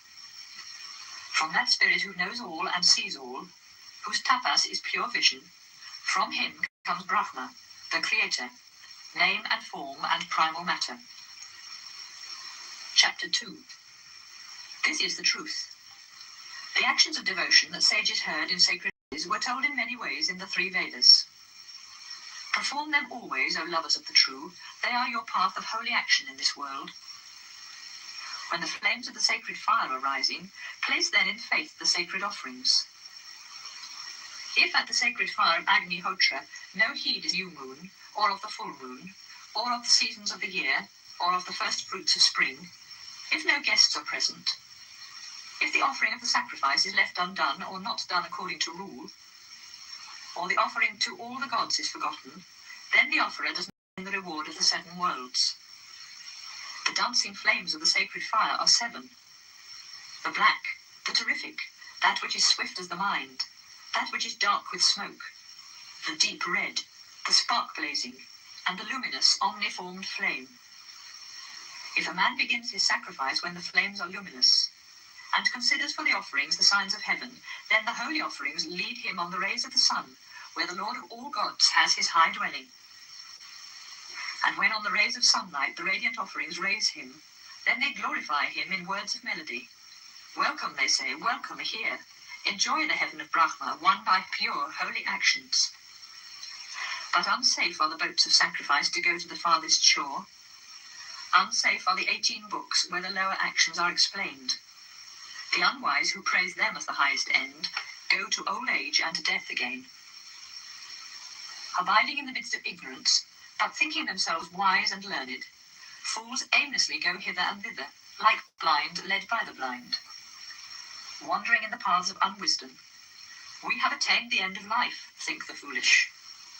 Clouds of passion conceal to them the beyond, and sad is their fall when the reward of their pious actions has been enjoyed. Imagining religious ritual and gifts of charity as the final good, the unwise see not the path supreme. Indeed, they have in high heaven the reward of their pious actions. but thence they fall and come to earth or even down to lower regions. For those who in purity and faith live in the solitude of the forest, who have wisdom and peace, and long not for earthly possessions, those in radiant purity pass through the gates of the sun to the dwelling place supreme, where the spirit is in eternity. Beholding the worlds of creation, let the lover of God attain renunciation. What is above creation cannot be attained by action. In his longing for divine wisdom, let him go with reverence to a teacher, in whom live the sacred words, and whose soul has peace in Brahman. To a pupil who comes with mind and senses in peace, the teacher gives the vision of Brahman, of the spirit of truth and eternity. Part 2. Chapter 1. This is the truth. As from a fire of flame thousands of sparks come forth, even so from the Creator an infinity of beings have life, and to him return again. But the spirit of light above form, never born, within all, outside all, is in radiance above life and mind, and beyond this creation's creator. From him comes all life and mind, and the senses of all life. From him comes space and light, air and fire and water, and this earth that holds us all. The head of his body is fire, and his eyes the sun and the moon. His ears the regions of heaven, and the sacred Vedas his word. His breath is the wind that blows, and this whole universe is his heart. This earth is his footstool. He is the spirit that is in all things. From him comes the sun, and the source of all fire is the sun. From him comes the moon, and from this comes the rain, and all herbs that grow upon earth. And man comes from him, and the woman gives seed. And thus an infinity of beings come from the Spirit Supreme. The verses of the Rig Veda and songs of the Sama, rivers come from him, and all herbs, and the essence of all whereby the inner spirit dwells with the elements, all come from him. The spirit, in truth, is all. Action and the power of tapas, and Brahma, the creator, and immortality. He who knows him dwelling in the secret place of the heart cuts asunder the bonds of ignorance, even in this human life. Chapter 2. Radiant in his light, yet invisible in the secret place of the heart, the spirit is the supreme abode wherein dwells all that moves and breathes and sees. Know him as all that is, and all that is not, the end of love-longing, beyond understanding, the highest in all beings. He is self-luminous and more subtle than the smallest, but in him rest all the worlds and their beings. He is the everlasting Brahman, and he is life, and word, and mind. He is truth and life immortal. He is the goal to be aimed at. Attain that goal, O my son. Take the great bow of the Upanishads, and place in it an arrow sharp with devotion. Draw the bow with concentration on him, and hit the center of the mark, the same everlasting spirit. The bow is the sacred Om, and the arrow is our own soul. Brahman is the mark of the arrow, the aim of the soul. Even as an arrow becomes one with its mark, let the watchful soul be one in him. In him are woven the sky and the earth and all the regions of the air, and in him rest the mind and all the powers of life. Know him as the one, and leave aside all other words. He is the bridge of immortality. Where all the subtle channels of the body meet, like spokes in the center of a wheel, there he moves in the heart and transforms his one form unto many. Upon Om, Atman, yourself, place your meditation. Glory unto you in your faraway journey beyond darkness.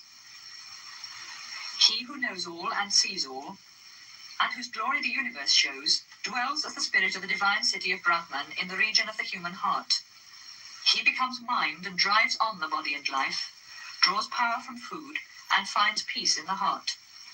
There the wise find him as joy and light and life eternal. And when he is seen in his immanence and transcendence, then the ties that have bound the heart are unloosened, the doubts of the mind vanish, and the law of karma works no more. In the supreme golden chamber is Brahman, indivisible and pure. He is the radiant light of all lights, and this knows he who knows Brahman. There the sun shines not, nor the moon, nor the stars. They're terrorists, Bhima. They have only one these purpose. sorts of pesticides. Okay, so Everybody uses pesticides in agriculture. In case you didn't know about agriculture, we have plenty of fields right in the vicinity into which they can train kites and balloons because they're psychopaths. We don't shove they people just happen in the. to land on the most arable parts. What are you talking about? The wind shift a lot in this It goes in both directions. What do you How many meters do you think the wind would cause? We cultivate right up to the fence, and they don't, by the way. I was just there. And so, how many meters over do you think it covers on the side of the How many meters does what cover? We literally spray the vegetation so that it doesn't hide what's going on the other side of the fence.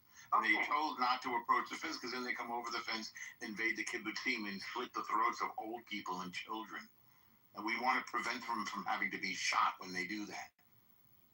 Yeah, I think that GABA was established until that point in time, 2015. There were various operations of infiltration, and if I remember correctly, there were even before 2015 echoes of terror tunnels. Right, people were mentioning terror tunnels. Of course. Larger scale attacks, which would include more deaths. Yeah, otherwise, we'd have to shoot them when they came into Israel. Oh, I see. Which they have no right to do because they're not Israeli. Israelis have allowed. Oh yeah, no, it makes sense. It makes sense. And the people that live around Gaza have allowed. It's totally the people who live around Gaza are kibbutzniks. They're like peaceful farmers that go into Gaza and bring people out to get cancer treatment and other kinds of hospital treatment. Those are the people that they came and slaughtered. They made diagram.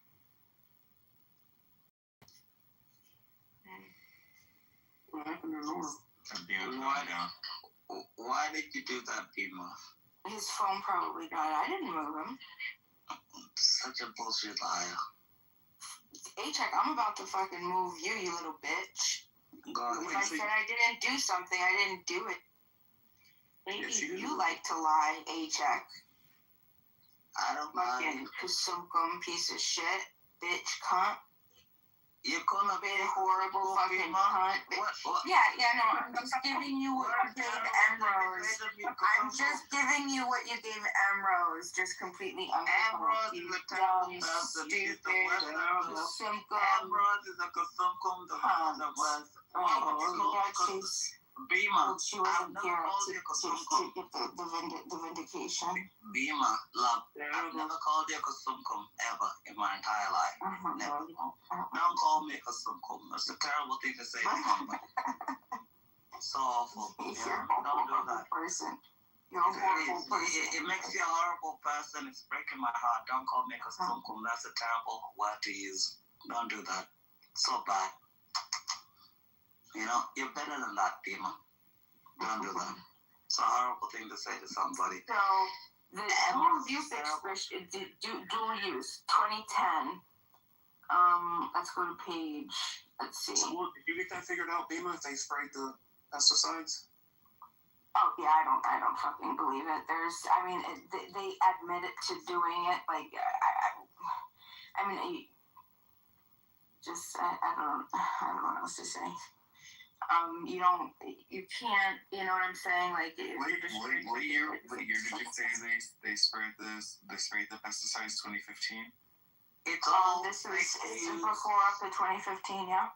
Okay, so I'm looking it up also, and there was a report that was made about these pesticides. If I'm not mistaken, only in 2020 or something like this. That's when the report was done, but. Again, like what Norm said, the winds, they change very frequently. Living here on the Mediterranean Peninsula, whatever you want to call it, Mediterranean Basin, you see there's winds everywhere, going from Africa to Europe to the middle, far east. And sometimes you can get a random hamsin from the south, from Saudi Arabia. No, I don't challenge whether that it happened. Well, I think the point though is that it did happen, and it just happened to land on the most arable plots of soil in all of Gaza. If that's a coincidence, then it's a coincidence.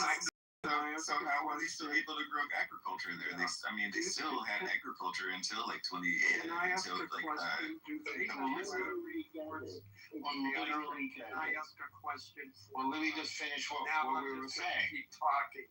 Do they have weather reports in Israel? Yes. They have what reports? So if the military did want to do that, they could just look up the weather report and know that, okay, if we spray on this day, it's going to go here.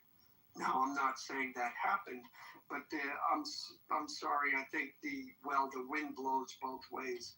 I think I can assure you that the weather in Israel is very unpredictable. Okay, It's extreme. Well, Alan, maybe Israel doesn't have the technology to predict the wind patterns. Yeah, they must not. I mean, yeah. No. We have the ability. We have as much ability as Hamas. Well, to change the subject a little, I saw a report. It talked about one of the ways that Mossad or whoever it was in Israel targeted one of the Palestinian leaders is that the tailor he went to was either an Israeli spy or he was maybe he was Iranian, whatever it was. I'm not sure. I'll have to look that up. But I mean, you got to give kudos because they did something to his suit. And this reminds me of like the 6-Day War. They did something to the suit that it marked him as the target, so that they were able to take him out because of that. But I mean, that level of planning. Israel's in it for the long haul, and I don't hear about those kinds of things coming from the Palestinian side.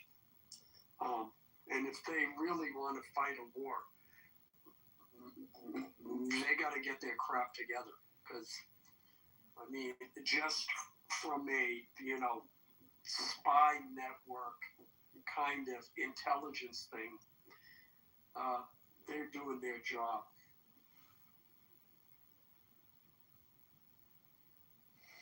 And I'm going to say one more thing about it, but I got to look it up first.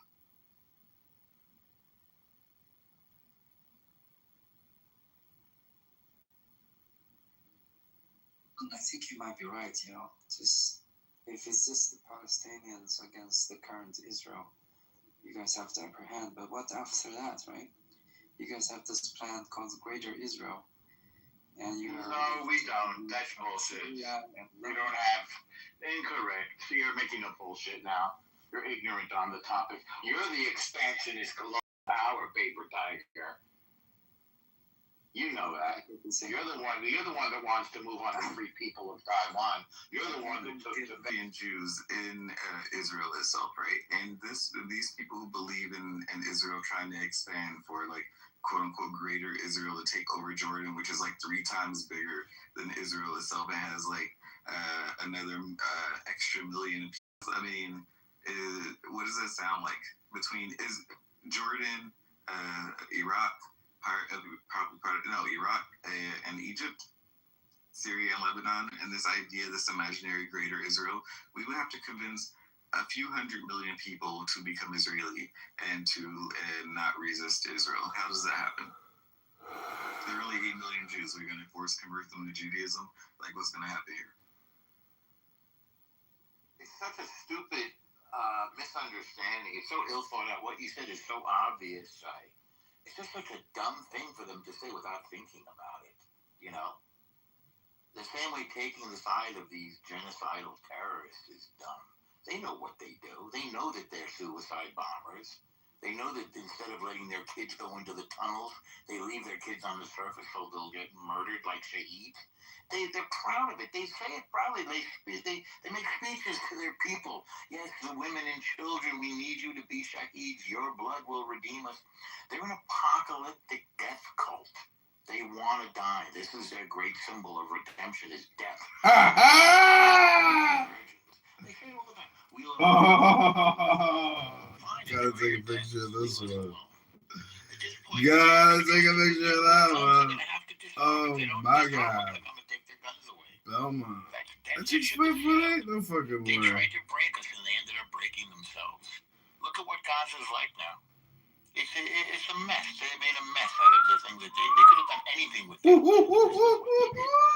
it into a you were up there. Oh, Johnny. They made them into rockets. They don't even have sewage there. You know, I spoke with an older gentleman from Gaza last night. He speaks only Hebrew and Arabic, and so we spoke in Hebrew. And he said he blames Hamas for Gaza, right? I was asking him about like what he thinks about Israel. He actually wishes he were Israeli because in Israel they actually have rights and they and we have like normal lives. But then I asked him like about the PLO and Johnny. And he was like, they're all pieces of shit, and there are no good Palestinian leaders, and they put them in this position. And that's what the people in Gaza are saying. Like the people outside of Gaza apparently don't know what's going on in Gaza. You know, they see videos and clips of things, and they don't know what's happening. They can't communicate with them because most of them don't speak Arabic or Hebrew. So, I think I heard. But the thing is, Sean, they're only saying that because they lost. Every time.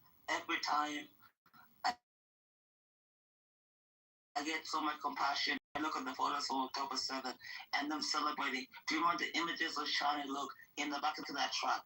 It took IDF soldiers to go in and eliminate every single one of those that terrorists. I don't give a fuck. In 2026, if a jihadist from Gaza is saying that he wants a better life and is supposed to stay in Israel, they were not saying that in 2026 when the population is Muslim. It's because 80% is Jewish. If they become the majority in the state of Israel, they won't be a state of Israel, Shai. Yeah, I know. I'm not saying that I agree that Israel should absorb them. I'm saying that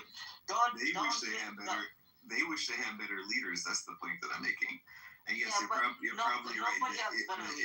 I mean, look at Algeria. Look at Saudi Arabia. Look at Afghanistan. Look at all the Muslim countries.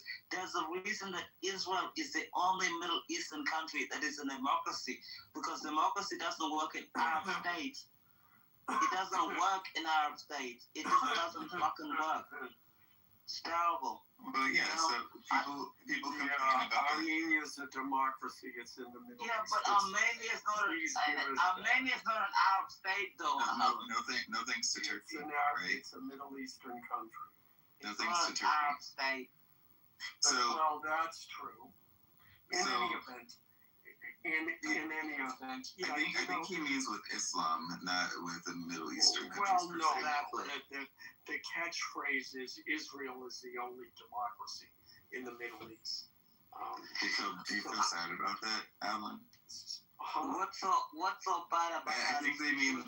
No, because Armenia is in the Middle East, and it's the democracy. Armenia is in Asia. You better support Israel because it's a democracy. No, that's not what I'm saying. No, that's not what you're saying. The implicit in that phrase, which has been said over and over again, is you better support us because we're the only democracy in the Middle East fighting against all those others, which may be partly true. In any event, yeah, I looked it up. You know, I always tell this story. In college, my good friend of mine from college was in my dorm room, and there was another guy from, he was Palestinian, but my friend who was Jewish didn't realize it. And this is in this is in the 70s. When he realized it, he started freaking out. And for the life of me, I looked at the two of them and said, you guys both look the same to me. Why are you fighting? And I just looked it up. You know, on Google AI, it says, yes, it's fair to say that many Palestinians and Jews share very similar physical features, which is why undercover operations are so effective in terms. So yeah, I mean, in order for Israelis to pass as Palestinians, again, you're brothers, your cousins, and you're still fighting. Having said that, so, AI has confirmed something that, from 40 years ago for me. But, having said that, I'll just say, as a Christian, I found that it is dangerous. If you're Christian and you're anti-Muslim, it is dangerous to put your loyalty in Jews. And if you're Christian and you're anti-Jewish, it is dangerous to put your loyalties in with Muslims. Because, the bottom line is Jews and Palestinians and Arabs are fighting each other. And that's their main focus. And they may both will look to Christians as allies. But I think, and they both make their points, but I don't think as Christians we should look at both with suspicion, because in a war, what's the first casualty of war is the truth.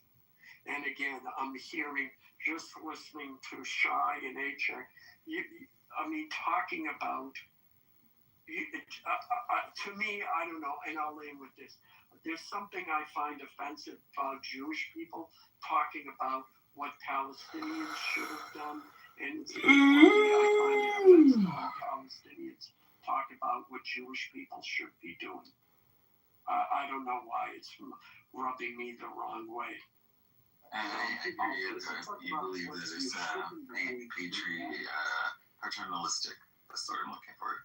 You believe that it's paternalistic, I think. Maybe you could.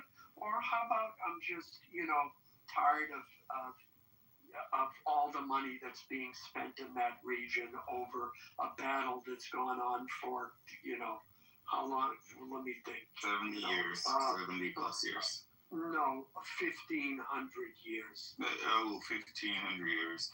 Yeah, look, as soon as I'm not an apologist for Muslims either. As Muhammad was a military dictator who disguised his military conquest as a religion in order to motivate his soldiers. That's how I look at Islam. And they've been fighting with everybody since its creation. So, I'm not trying to play to the Muslim crowd either. But this is a battle that's been going on for centuries. Well, if you say 1,500 years, right? Let's look at the parties at play for the past 1,500 years. The Romans, the Arabs, the Ottomans, right? You're saying, yes, there are Jews there now, but for the vast majority of the history, Jews have been minority populations with zero control whatsoever. They've just sort of been like the Druze people, right? Just sort of wandering around and being pushed around with the greater Muslim or Christian populations. Well, generally, as you said that, I would tend to agree with that. On the other hand, I saw this thing. It was in an article or a video, and it talked about how long, in which hands Christian, Jewish, or Muslim, which hands Jerusalem has been in. And it's something like Christians have only held it 2,300 years. Like 230 years. And Islam has had it for maybe 1,135. And then Judaism, it's had it for maybe 1,000 years. And I don't know, I bring that up only because in that region, it's the power structure and who's been in power has changed many times. And yeah, they've been in minority populations in other parts of the world.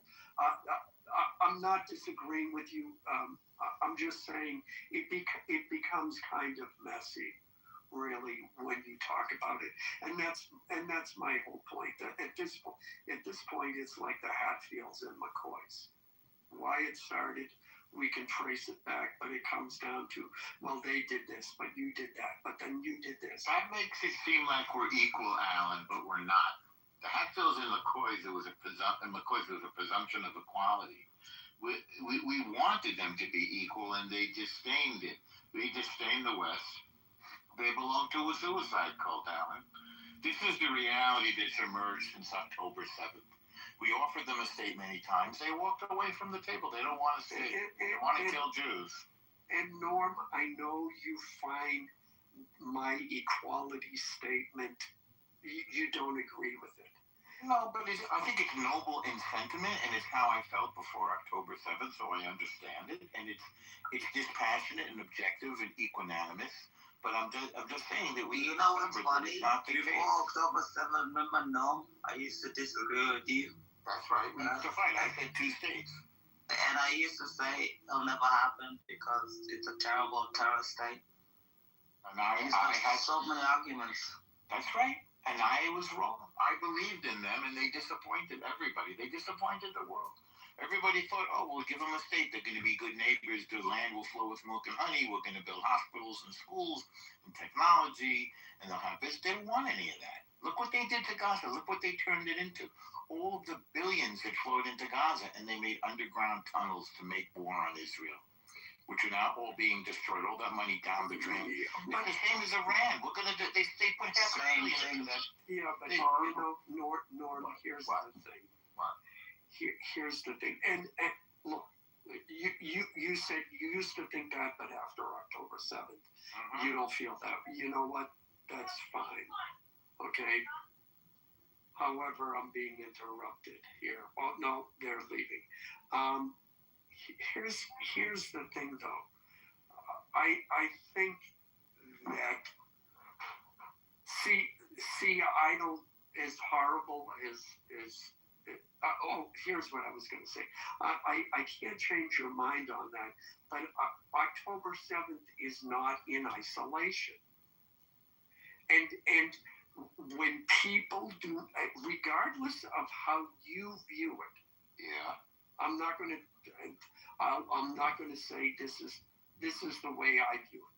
It isn't in isolation. So I agree actually with Alan. I agree with you there. Just say it. If when people feel that they are not free, yeah, then they will do. Then nothing else matters. Then they kill themselves. Well, how many? Alan, what kind of sense does that make? Don't justify terrorism. No. October 7th was pure terrorism. They raped women. They killed a 9-month-old baby. Wait. How was it breaking under the cage? Wait, Alan. They strangled a 9-year-old baby to death. I understand. Fuck that, bro. That's not fucking breaking under the cage. Alan, can I respond to what you said? Bro, if I was trans, I don't strangle a 9-year-old fucking Here's baby. the only other thing I will say, which is name a war in which each side did not revel in the deaths of their enemy. Yes, they did. They were celebrating, bro. We don't revel in the death of our enemy. Bro, have you seen the video of Shani Luke? And they like saying Allah Akbar and when they're celebrating, they give out candy when they slaughter civilians. Bro, did you see the body of Shani Luke? They were saying, and the women were celebrating her fucking body, and she was like half fucking naked because she happened to go to a music festival. Fuck Gaza. Honest to God. Look, nobody in Israel. They strangled a 9-month-old baby. Yeah, the baby's children were 9 months fucking old. and they strangle them to death. Paycheck. Bullshit. All right. So in the Armenian genocide, the Turks took babies from their mothers. Yeah, that's a horrible thing too. Buried them up to their heads in the ground, and then marched horses over them in front of the mothers. You don't have to tell me how brutal. You do not have to tell me how brutal they can be. Alan, I know this to be 100% true. What you're saying? Yeah, I know. I know this. Alan, that's a horrible. I know you know. I read The Bridge Over the Drina by Ivo Andrić. They specialize in impaling. And they do it so that you don't die. Norm, you know that I know it, and I know that you know. We both know it. Okay. What I'm talking about is this, and this is what I object to, is that I said it earlier. You weren't here. I think I said it. Peace has to be made, and it's going to be a peace that nobody likes. Jews won't like it. Israel won't like it. Palestinians won't like it. But that if nobody likes it, that means it's the one that's going to work. Can I respond? Because do you usually purchase items and not pay? We all know the history of the Middle East. We know the perspective of Jews and the Israelis. We've heard the perspective of the Palestinians. Okay, we've been and for the dopes like us who are on Clubhouse, we both heard all of these arguments over and over. These rooms never settle anything. Everybody's still pissed off, and the war still plods on. I don't know. I just think. So, Alan, the problem is when you said October 7th, it didn't happen in a vacuum, right? And I agree with you. But also, Gaza didn't happen in a vacuum. Gaza was an attempt to say that again? I said I agree too. Yeah. So Israel has made concessions and has tried to do things, including remember, Phil, if you don't know that when Israel was announced as a state and declared independence, there was also a vote to create a Palestinian state, but the Palestinians and the Arab League rejected it. So effectively, Israel's existence has always been seen as a prison for the greater for the Palestinian cause or Palestinian world. So this isn't the World Peace Government on Clubhouse. It's low IQ hypocrites who can't stop promoting terrorism and politics. The law is never discussed. And I understand. I understand that. Like their position, I understand their position was we don't want Jews there at all. And I think, and as I remember, I forget, it was during Trump's presidency, I think, that there was that the other Arab nations said, okay, we're done with all of this. We're going to start negotiating with and trading with Israel, and basically, cut the Palestinians. Before it was like, we're not going to do anything until the Palestinian issue is settled, and essentially the Arab nations said, well, no, sorry, we're done with that. We're going to start negotiating and normalizing relations with Israel. And I saw October 7th, to me, correct me if I'm wrong, but October 7th to me seemed like Palestinians were trying to force the hands of the other Arab nations. Like, no, trying to not force their hands, but disrupt that. Yeah, I agree with you. And now I don't know what's happened with trade relations and normalizing relations with other Arab nations and Israel now. There's still some trade relations, but a lot of this was also people. I say that people like to think about politics as being flat, right? Like sort of like what you see is what you get. But the Arab world has their own sense of politics. I'm sure you're more aware of that than I am. With Hamas being part of the Muslim Brotherhood, as well as like Qatar and some of the other regional community leaders or whatever. So they have their own political realities, and some of them contributed to that. Some of them are outside of that, or on the other side of that. And I think that there's a push for disruption of normalization, not just with Israel, but with the West in general. I think some of it has to do with like personal politics and what do you call this?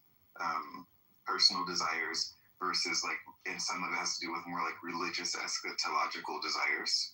I think that there's something within like Islam that says if Muslims are the majority of the Muslim world recognize Israel, then like something bad is going to happen. Because I've heard many Muslims say that according to them, the country of Israel can't really exist because that land is part of the greater caliphate, and they need the caliphate to happen. I'm not sure how many of these leaders are taking that into account in their calculus, but I think it's something that's there behind the scenes. I think immediately Israel has to worry about fresh water. This is why they're so interested in, Syria and Lebanon, part of it, because there's a huge lake there that has a lot of fresh water. And I believe some Israelis, leadership said their territory is not defensible, so they have to look at the expansions. Israel has plenty of fresh water. We have desalination in this country, so we can take seawater and make it into fresh water fairly easily. And as a matter of fact, Israel has helped Jordan with their water issues as well. 70% of the fresh water in Jordan is from the state of Israel. What the hell are you talking about, Tiger? And 70% of the fresh water in Gaza, that you talk about all the time, is from the state of Israel. It's just ridiculous. I think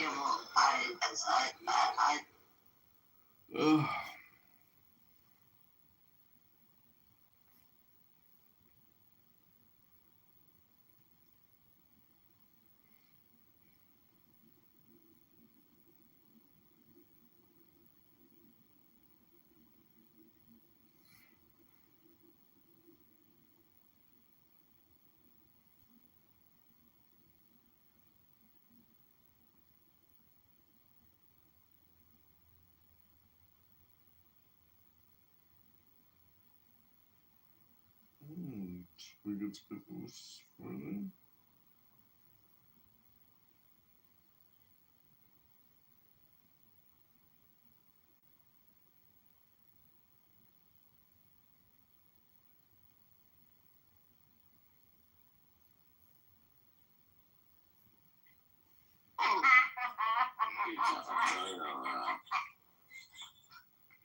Tay ain't taking me back out type of shit. This shit going on. Right, guys.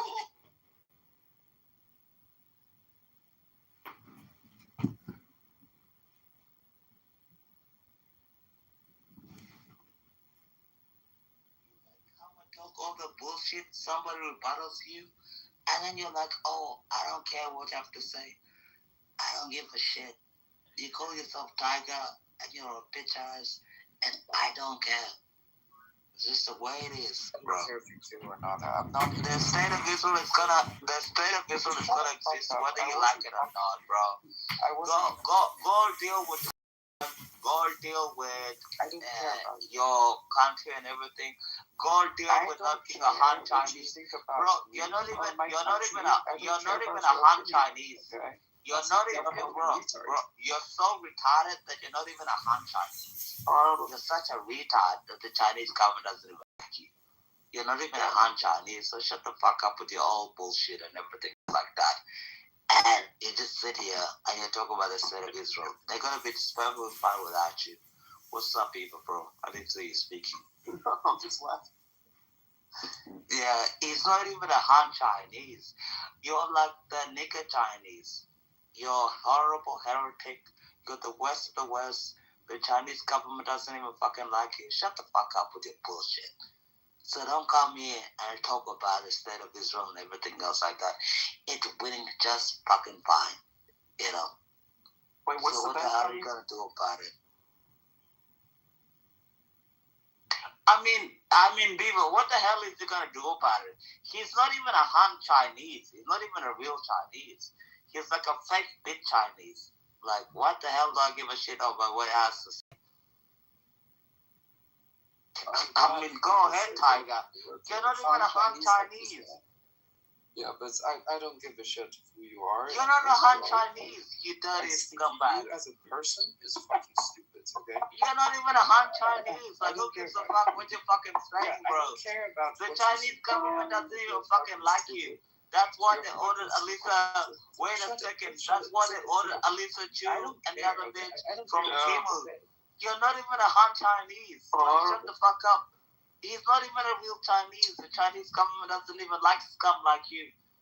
Even me, with my passport, I can go to China for 90 days, free of visa. You can't even have 2 passports to go into communist China. You dirty scumbag. You're not a Han Chinese. At least you're a real Han Chinese. You'd be like 5'10", maybe like 5'5", 5'6", 5'4", 5'3", a real short motherfucking bitch, and you are talking like this? Fuck you, bro.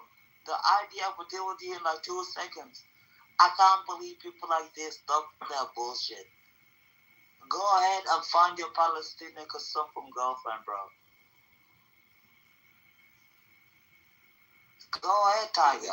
I don't know why you stop talking. This guy's stupid or what? I mean, it's the first time I heard on this app that somehow I'm not Chinese anymore. But it's okay. I don't care what stupid guys think. You know, I'm just not interested to have a conversation with this kind of idiots. Are you jealous of Americans?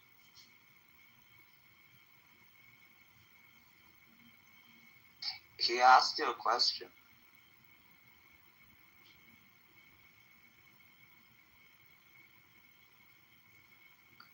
Tiger, he asked you a question. Why don't you want to talk anymore? He's such a yes. I told you he's such a bitch ass. He asked you a question, Tiger. Speak. You could ask me questions. I don't need to tell me who's asking me questions. Are you jealous of Americans? He asked you a question, you bitch ass. Speak. Who's asking? Beaver? Is that you? You were asking? Yeah, are you jealous of Americans? I'm fine with Americans. Americans are okay. Americans. You were saying we were number 2, like in tech and science. You said we were number 2. That's my nature index. You know what nature index is? Nature index? So I don't want to argue with you, Beaver. I don't need to argue with you on who's first and who's second. It's pointless. That's correct. Alan, I have a question for you. When the Eastern world, if they've succeeded in like destroying the Western, that's who I think they're plotting right now, and people don't expect it. I have no way to answer your question. I think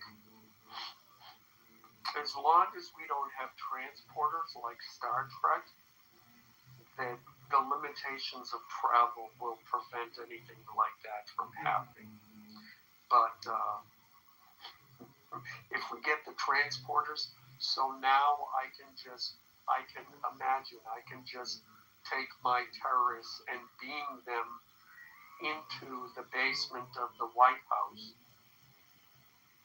And bye-bye. You know? I mean, that's one of the things, Star Trek touched on it with a couple of episodes, or maybe one in particular, where this super soldier who had been trained by his planet and created, they were now being kept in prisons, and he escaped. And it was an interesting episode. But he was literally like beaming just from place to place, causing chaos. I think that would be a problem. Until then, No, we still have limitations. No, we have limitations, that's for sure. But, people claim that America is like a hegemony who's controlling the world, an empire itself. And, I look like in real reality. And I see that in the Middle East, Turkey's trying to rebuild the Silk Road, right? It's all over like Turkish news and aspects of like the Arabic news. The Chinese, the Russians, and several other countries are involved in this BRICS currency, and which is not necessarily a big deal, but all of these countries who are also invested in opposition to the quote-unquote Western hegemony are also involved in this, and part of their goal is to devalue the dollar, right? And the value that America has, which if the American dollar does get devalued in such a way, most people in America will be living off of monopoly money.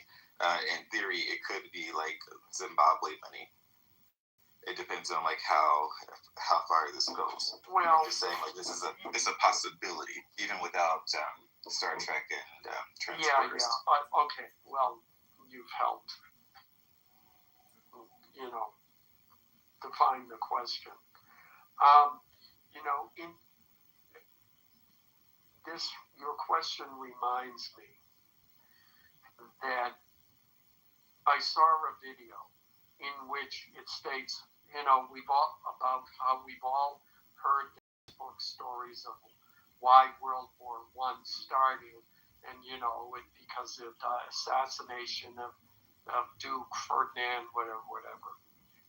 And that in reality, that was like the last part of a whole series of events. The main one being that England, the reason why World War I happened was because Turkey and the Ottomans were going to, or in the process of, building a railroad that exactly what you talk about, which would recreate the new Silk Road. And if that had happened, it would have devalued England's maritime trade. And so that England, one of the things, as World War I started, they started hitting that railroad, which had no military value. Its value was purely economic. So you see that same kind of thing happening again, and this is, we'll see what's going to happen with that. I think part of the U.S. hegemony springs from the fact that the U.S. is, except for nuclear arms, is essentially impervious to any sort of military attack. I mean, Mexico does not pose a threat to us. Canada, no. Besides, our hockey team just beat theirs, so in the Olympics. So yeah, we don't have to worry about Canada. I just had to rub that. And then we've got, two huge oceans on the east and the west coast. And I think that when you look at Europe and when you look at other parts of the world and the amount of energy they spend just in their own defense. And by energy, I don't mean money. I mean how much time people spend concerned about their own self-defense. Hello. I mean, that makes a huge difference, and that affects the psyche of a country. Wilbur and Orville Wright never had to worry that someone might attack them while they were tinkering with airplane wing design. No, but military warfare helped to increase the design of airplanes. Oh, yeah, absolutely. I think, I was surprised to hear it. It was like within 5 years, they had a contract with the U.S. military.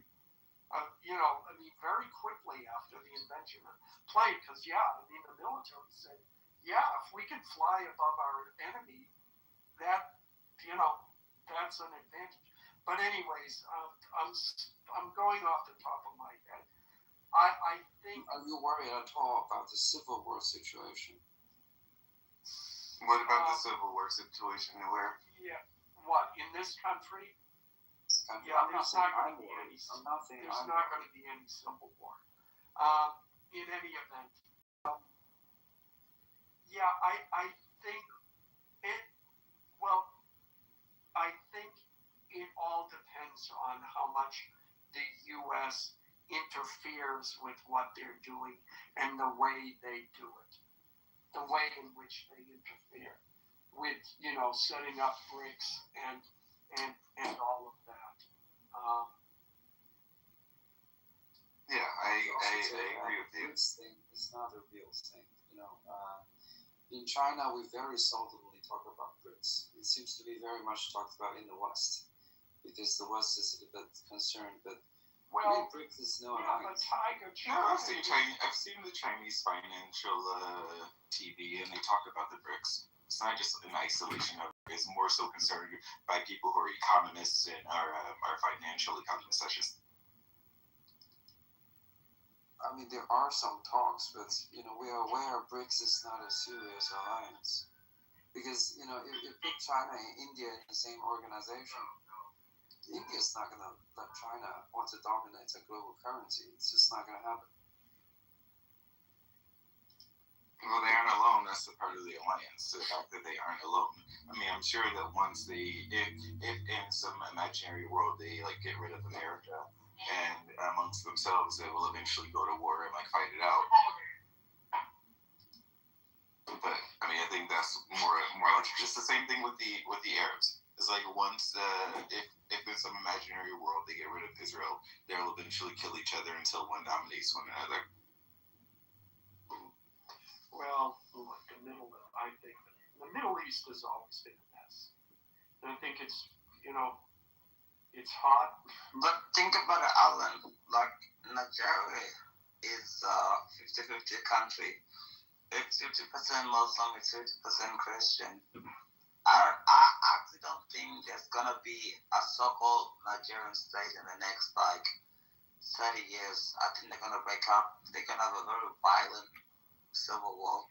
It's gonna be horrible. But the Nigerians, they're not gonna put up with Boko Haram in the north, the Fulani and all the other people. It's gonna be a very, very violent breakup. So I don't see that happening. Are the Muslims gonna retake Armenia?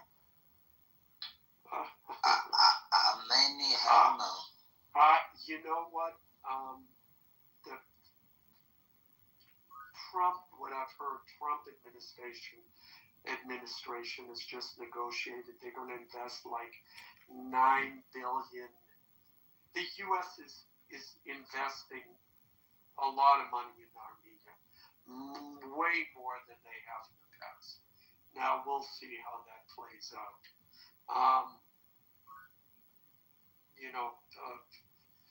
In 2020, Russia only intervened in the war in Nagorno-Karabakh only at the last minute.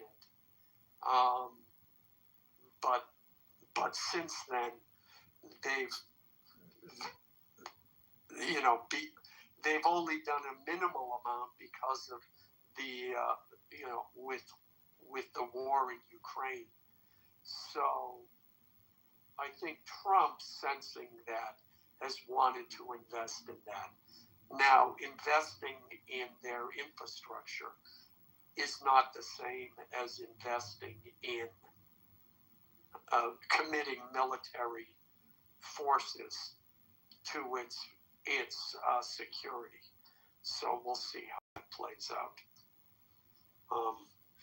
But now it seems, as far as, what Trump is doing. It's the United States is unique, and what makes it unique is its military power and its geographic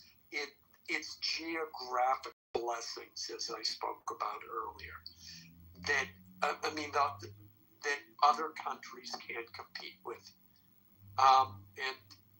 and I know a lot of people have discounted the book. I forget the guy's name who wrote it, but it's Why the End of the World is Just the Beginning, or something like that. I mean, when you look at Europe, the United States, we wouldn't like it, but if we had to be, we could be self-sufficient.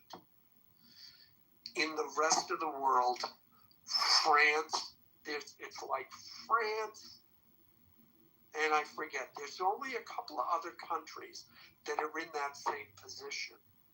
And the reason is that, first of all, in terms of energy, France 20, 25 years ago committed itself to a nuclear program. And so now, even though those reactors are aging, again, they are investing in upgrading those. You look at Germany, there are factories in Germany now that are sitting idle because the cost of the energy to run them is so exorbitant. They can't afford them. And it's because they said, oh, we're going to go green. And now, they're basically deindustrializing themselves to their own detriment. So I think that that's a reality that the only other country that can be independent is Russia, I think, as I remember from this book. But, I mean, the U.S., Russia, have the landmass that they can make this work. Yeah, but they would have to reimagine their economies also, right? Yeah. Yes, absolutely. Like going to almost a total agricultural societies again. Well, not maybe to a certain extent, but the resources are there. Even if we wanted to be completely agricultural, we could be. We have the landmass. Russia has the landmass. France also has, and part of it's which countries have the resources to feed their people. I'm sorry, I forgot about that. That's a big factor. I mean, if every country suddenly had to depend on its own resources to feed its people and keep them clothed and heated in the winter,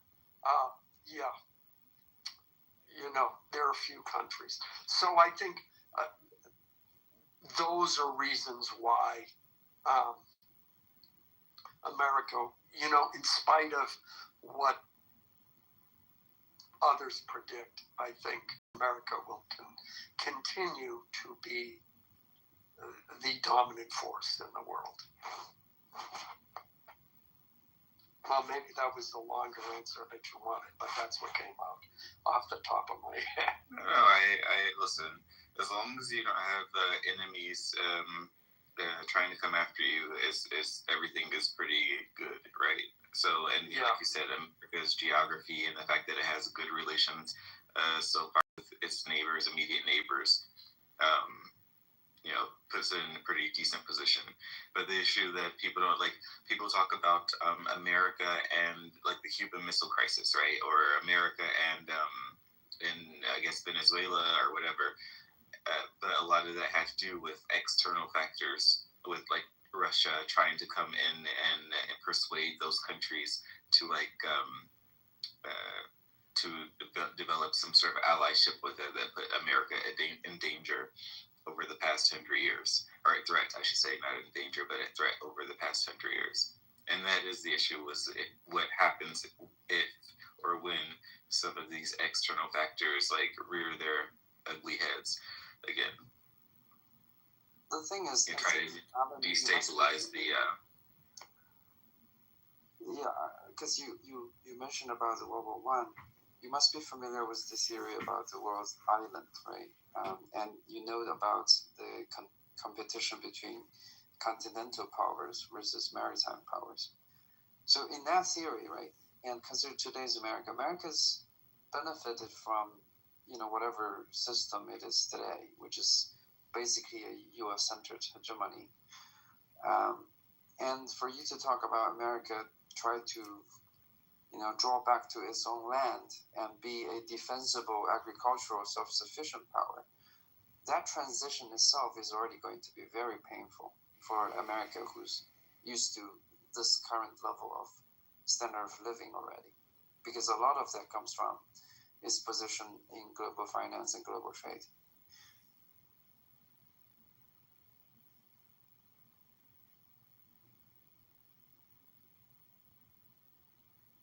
Yeah, global finance and global trade. That's a good point.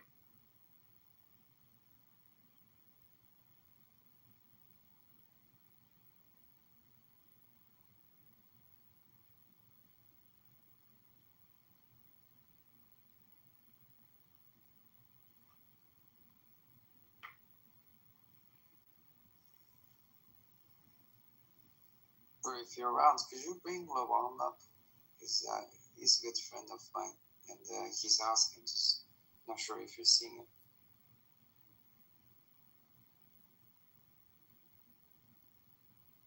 Thanks, Tiger. Thanks, Peter. Peace to the room. Pepe, Helen, all the people on stage. Peace.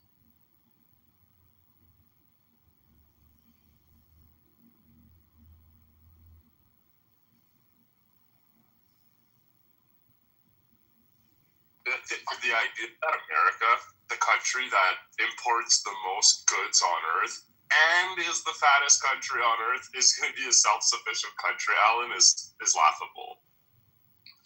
You're so jealous. We beat the Canadian hockey team. Nanny boo boo. Ha ha. That's going to be my response to you, Giles, for anything you say. Yeah, that's what I would respond to, because obviously, what are you going to argue against what I just said? No, Jarl, we both said it. If you heard it, like I said, yes, it would take adjustment. Okay? But it could be done. I didn't say it would be easy. Survive being fully self-sufficient, Alan. I think you know how silly that is. It's silly. No, it's not silly. It's not silly at all. If it is silly. If let's say if international shipping got shut down, and we were no longer trading, if countries got isolated, let's say there's suddenly the Earth's oceans become so treacherous that nobody, that we can't ship from China and other parts of the world. We'd have to be self-sufficient. Every country would have to figure that out. It wouldn't last. Yeah, no, people would. Yes, I agree. We're all spoiled, but it's the Can someone explain the title, Alan? Hi, Alan. What's the title? Can you translate it? I have no idea. We've progressed. The conversation has progressed for the last 3 hours, and somebody made me blood, probably because they fell asleep and I was talking. So there's no explanation. Beaver's off. Beaver is sleeping. It's anti-Semitism. That's the explanation. Yeah, Pepe made the title. Yeah. There's a deal that looks like it's going to happen. Paramount's buying Netflix. Oh, I didn't know. Yeah.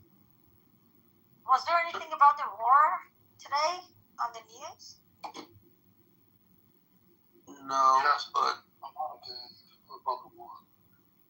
China is selling advanced technology is going to defend Iran. The United States is going to cave. That's what happened with the war today. I can't hear you. The U.S. beat Canada in hockey. Canada now has nothing. against the U.S. So Charles upset. Well, I hate to break it to you, Lawan, but the talks that are in the Western press about China selling anti-ship missiles to Iran, it was actually old negotiation, and they've been talking about it for over a year. And even if it was agreed to, the delivery would take months, and the training would take even longer. So I don't think it helps in today's situation in Iran. No, I'm just trolling. But there was China's already sold them enough fucking measles. Like, it's like, why do you do that? I don't know. China's a retard. Why does America give everyone weapons on Earth? Why does America kill everyone on Earth? What a stupid thing to... Gerald, what's the last time people in America went out to protest and the government decided to kill 50,000 people in a day?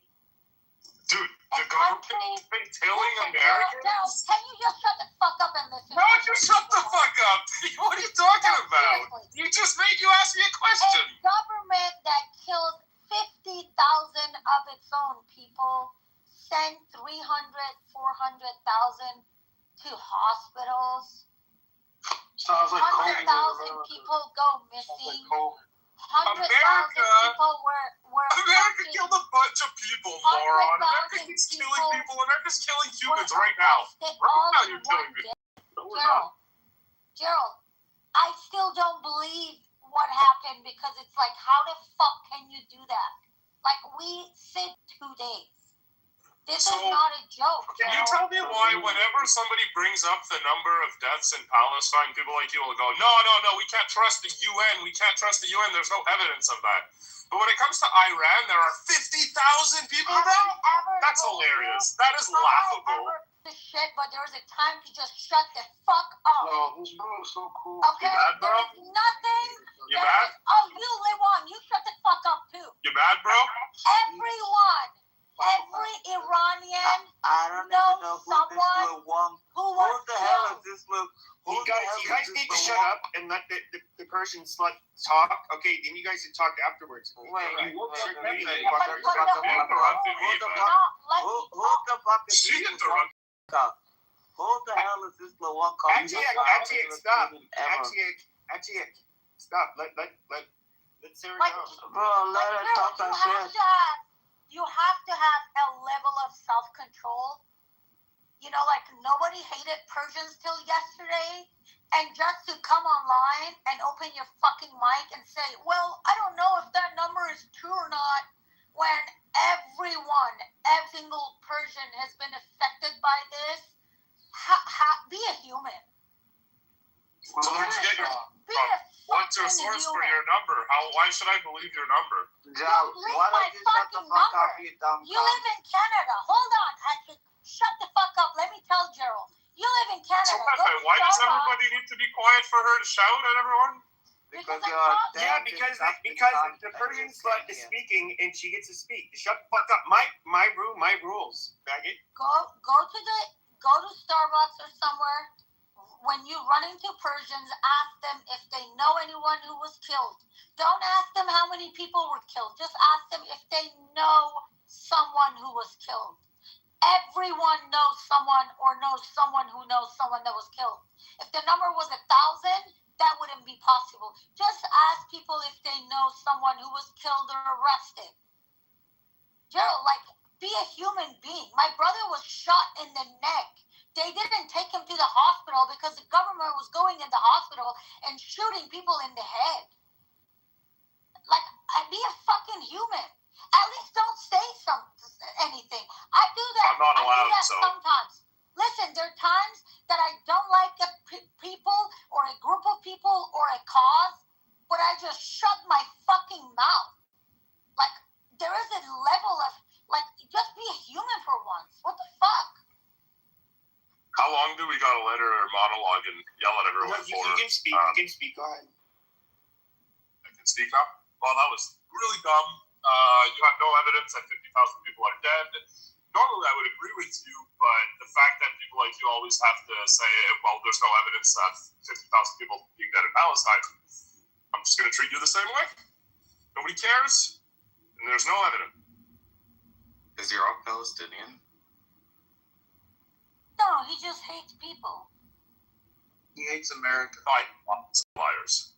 I hate people who just make shit You up. just called me a liar.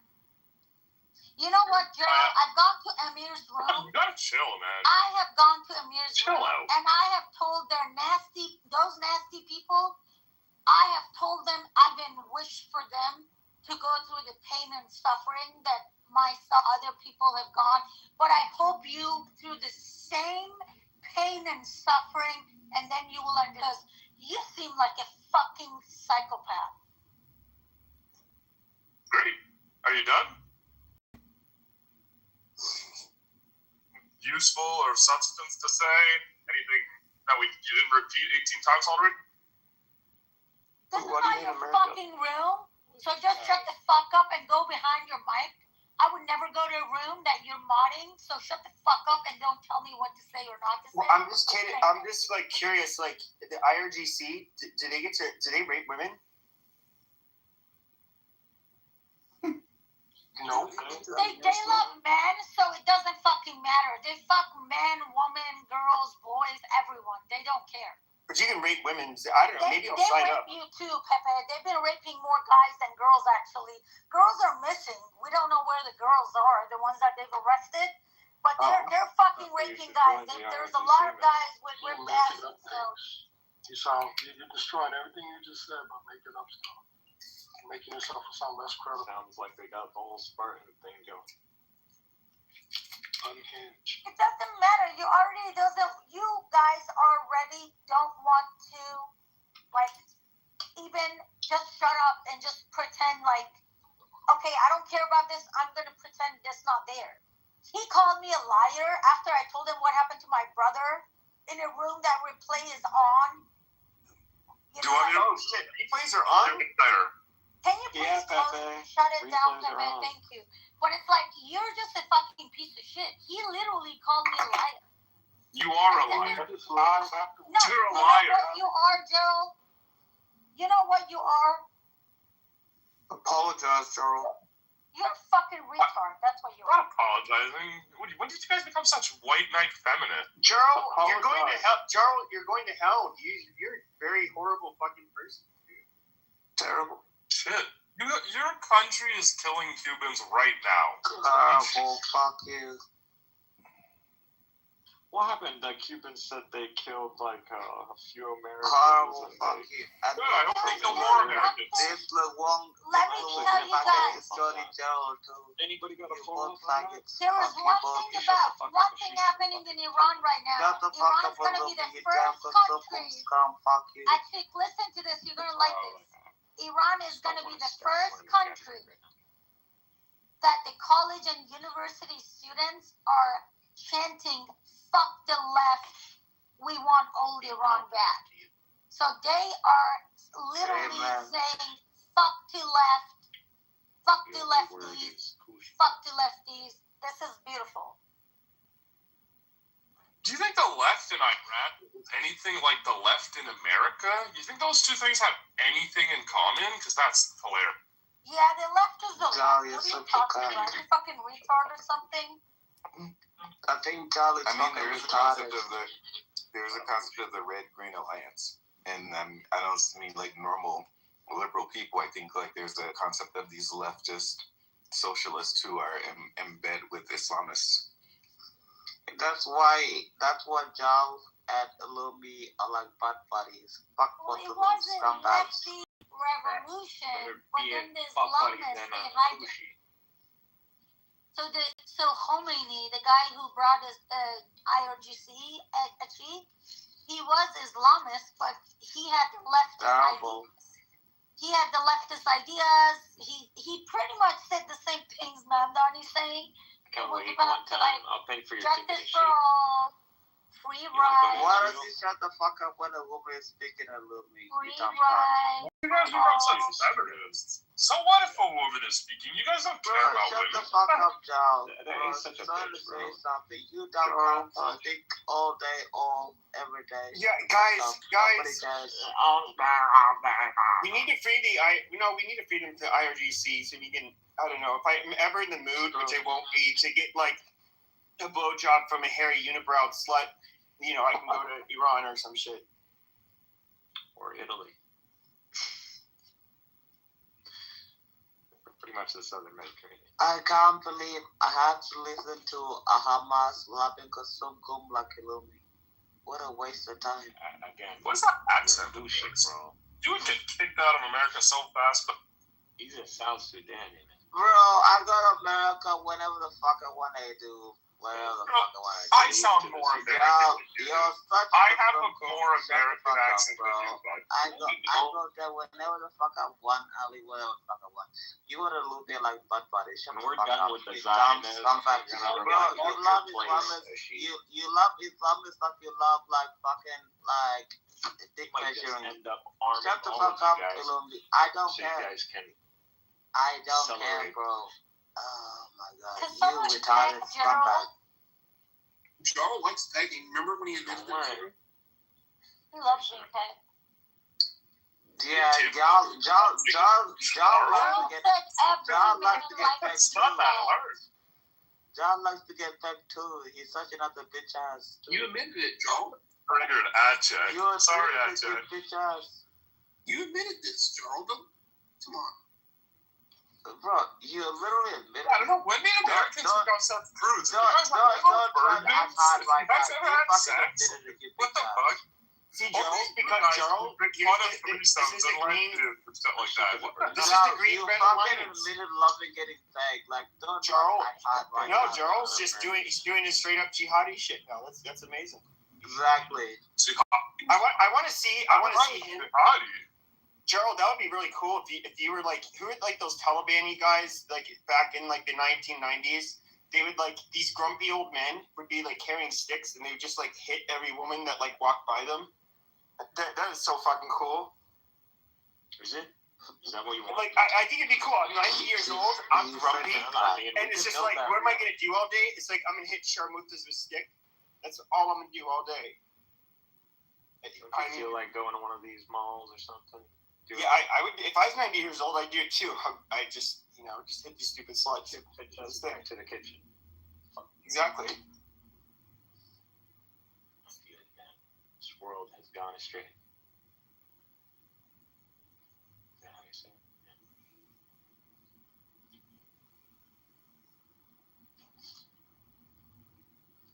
Don't worry. Pray for us. We will bring about the scales again. And humanity can evolve to the next stage. And we can rid ourselves of these time manipulators called Jews. Sarah with you. Probably. I don't know. What happened? I just woke up. Piece of shit. What do you need to know about him? He's a piece of shit. Charles, a Canadian piece of shit. Illumi, reading books. When did you start wanting to commit genocide against people that read books, Illumi? Jeez Louise, Jesus Christ. Where's your compassion? Where's your loving, selfless kindness? Why are you such a genocider and occupier and, late-stage abortionist and everything else? I mean, you are exactly what you criticize. I just don't understand it. Do you have no self-awareness? Hello?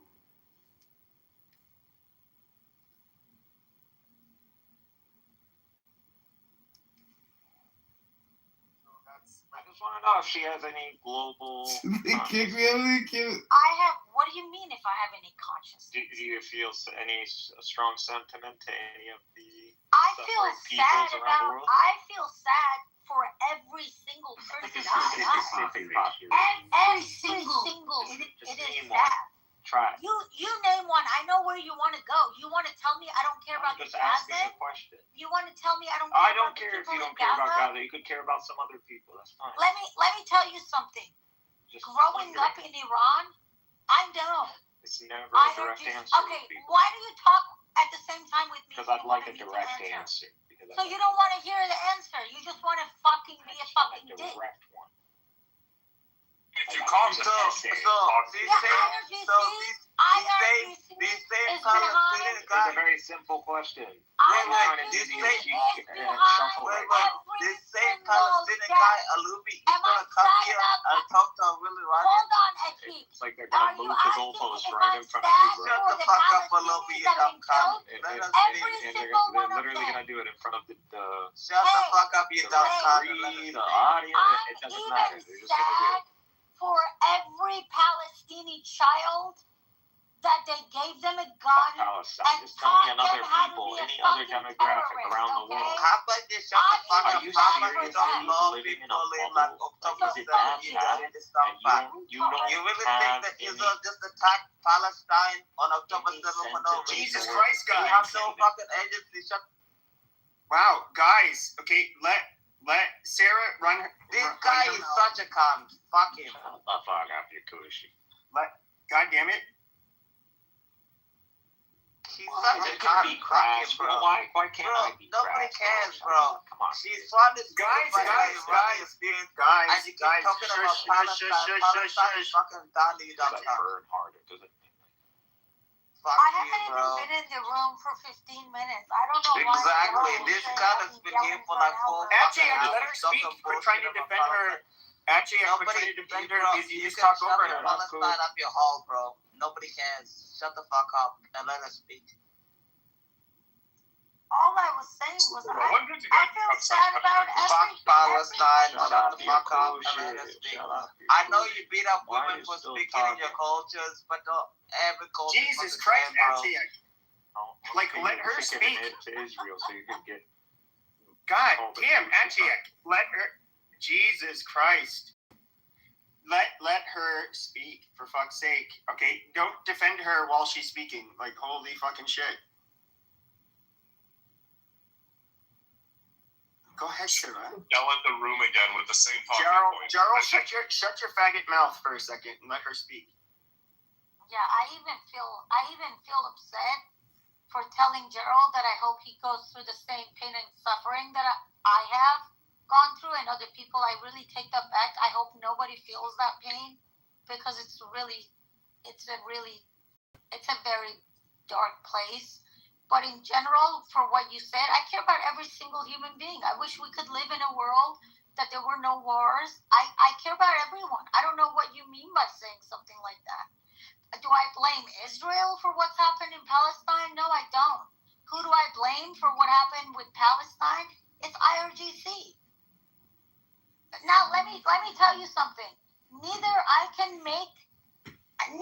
can start a war, nor can you stop it. IRGC is going to be gone. One way or the other, the West has made that decision. They finally realize how dangerous these people are. They're going to be gone soon. And guess what's going to be gone with that? There's trouble in Middle East. Somehow we're going to have peace. If there is no peace, I'm going to fucking join you guys' causes. Hold me to it. If next year, today, because IRGC is going to be gone soon, if Israel is having the same issues, I will join you guys. I'm going to hold it fucking thing in my hand and say, fuck Israel. But guess what? I already know that once IRGC is gone, all of this is going to be gone. Y'all bear witness. Y'all heard that, right? Well, you know, so but you know by what's the next problem? year, you know what bothers me? I don't know why you guys don't want to peace. interrupt everyone. Why don't you guys want speak over everyone? Because these Why do you bitch ass keep talking when she's talking? If they just allow an equal playing field, but they're going to continue to stifle us. You bitch ass just keep talking and talking and keep talking. doing what they're It doing. wasn't even fucking done. You can stick your Palestine up your fucking hole, bro. It's about time. Iran is free after 46 I'm not gonna get like I'm not gonna feel offended. I'm not gonna feel offended by it. Palestine up your home. Why isn't Israel sticking your Wow, you're a very bad African. Very bad. You don't know how many living in the West you haven't learned your manners. Wow. You don't know how to behave. This guy's a little Wow. Here he goes. He's still going. Shush. So, I mean, I would say, I think that Israel's being very naughty right now. They're trying to drag us into a war. Oh, they're dragging us into war. That's a good thing. Amazing. No, Israel should have just deleted them off the map. Okay, but why do they have to have us go their enemy? It's got nothing to do with you. What prevented the United States from invading Iran after 9/11 and the 7 other countries? Why didn't we take out Tehran back in 2003, 2004? Why are we going to do it now? It's not going to happen. We're policing. We're containing. We're not going in. That type of war is over. You can't pull another 9/11 and expect us to fall for it again. Hello?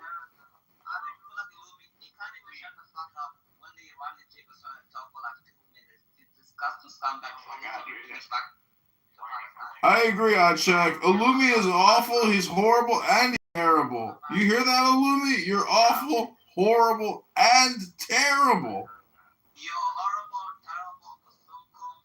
Kusumkums. That's like a Sudanese turd. Sudanese are also terrible. No, I think if anybody needs to win and come out ahead, it needs to be the Palestinians and the IRGC. They need to come out ahead. How are you going to come out ahead when your country is a parking lot? What? The IRGC? I'm tired of it. China. You're tired of Israel. Maybe you're tired of yourself. It's a fucking reality, stupid. You should go to the beach in Tel Aviv and experience it sometime and say, you know what? These people got some pretty good style. It's a pretty nice country. Wow, they built a nice beach. It's a beautiful country.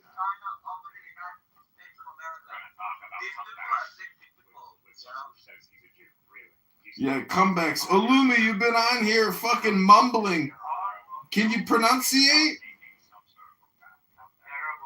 You kept saying maybe it's not too late. Maybe the Palestinians can win this war. I heard you in all your delusional rooms, you schmuck. And where are they now?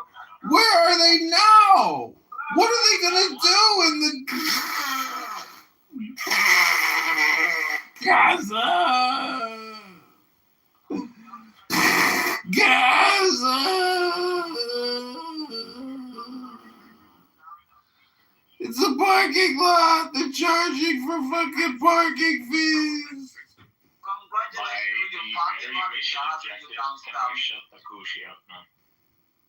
Can we put him back in his cage?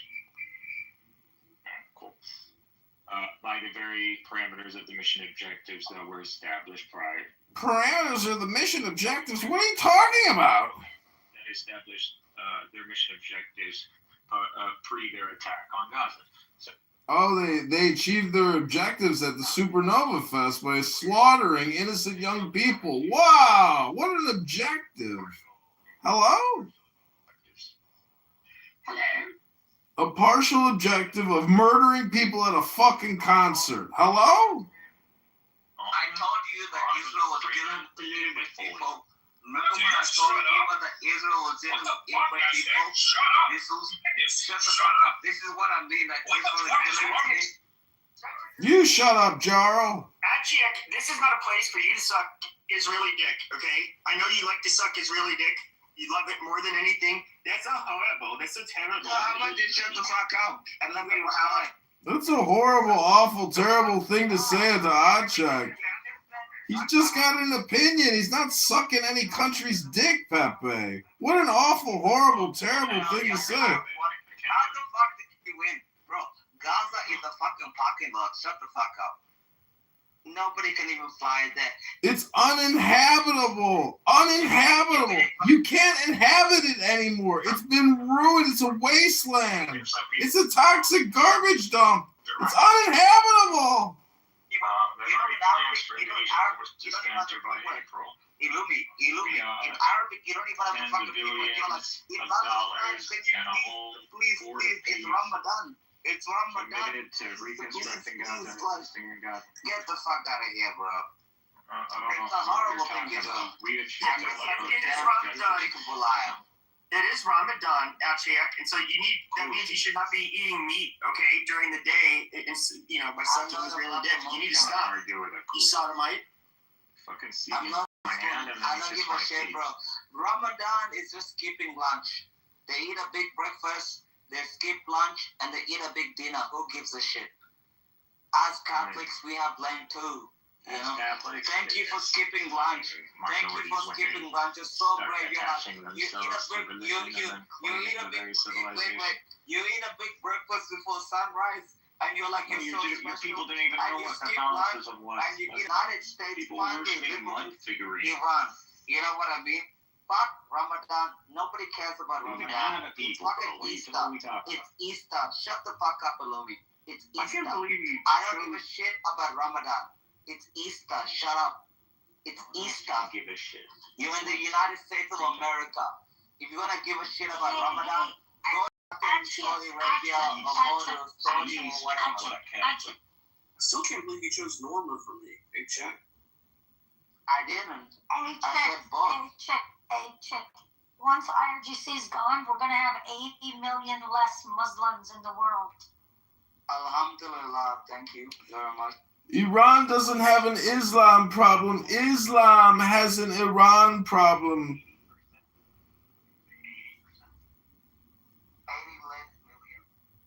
How many innocent civilians will have to die to regime change Iran? 1 million, 10 million, 30 million, 100 million, 300 million. How many innocent civilians will have to die to liberate Iran from the Islamic jihadist terrorists controlling the country? 30 million. It's a heavy price to pay. 40 million civilians. They're only 150 million, and majority of them are going to be converting out of Islam. Converting out of Islam. I mean, the less Muslims and the less Jews there are in this world, the world would be a better place. But that's another topic, guys. Yeah, that's another topic. I don't know about the Jews. I just convert to Catholicism, Pepe, and I come to you with the hammer of the church. Pepe, why do you play regardless, it's going to be under God, whether it's under Muhammad or Jesus or Moses. Can you turn off the replays? I thought I did turn them off. It says hidden. Hold on a second. They've already expired by now, right? Liberal ways will not continue. Share more replay options. Disable replay. There we go. Is Ray sleeping? Now I can say the N-word. Don't say the N-word. What is wrong with you? He's allowed to say nigger only once in my room. Oh my God. Yeah. I can't believe you did it again. PP. My room's a free speech. You're allowed to make fun of. Hold on, check, shut your mouth. We are allowed to talk about blacks and Jews and Muslims, and we're allowed to make fun of them in my room. You're not. Nobody's off limits. Right? Yeah, that's right. You can say what you want about white people. That is fine. But you cannot say, oh my God, why did you say that about my group? Myself, right? Everybody's on. Nobody's off limits. Well, Gerald said he doesn't care. I'm white. Beaver's not white. We can insult him. Beaver's not white, really? We'll stick to the sheep. You really gotta sit here on Ramadan. Ramadan is just missing lunch. What's Ramadan? What the fuck is Ramadan? Why do you promote Ramadan? I don't living like and you're still you're such a dumb fuck. Like nobody cares. You wake up early in the morning, you have the biggest fucking breakfast, and you skip lunch, and then you have the biggest fucking dinner. after dinner, and you just like, oh, I'm fasting. I don't care about your damn fucking pedophile prophet and everything else like that. I don't care. I am waiting. What the fuck would I fast? You think I look like I pray to like a pedophile prophet? Give me a fucking break. No fucking way. I don't know shit about Ramadan. You really think I'm going to be praying for a pedophile prophet? Give me a break, bro. Shut the fuck up with your bullshit. I don't care about Muhammad. I don't care about Allah, Jinnah, and all the Kasumkum bullshit that you talk about. Nobody cares, bro. You can hate everything you want. I am waiting. And I am praying for Iran to be free. You know? The second Iran is free, I'm booking my tickets for Isfahan. I saw Isfahan on like YouTube, and I'm like, you know what? I need to take my. Wait, shut the fuck up for a second. I'm like, I need to take my missus there for a holiday. It looks beautiful. The food looks amazing. The people are incredible. You know, Iran is one of those. Shut the fuck up. Iran is one of those hostage countries that we're waiting for. Like Syria is a terrible terrorist country. Awful. Horrible, terrible. It's just awful, horrible, and terrible.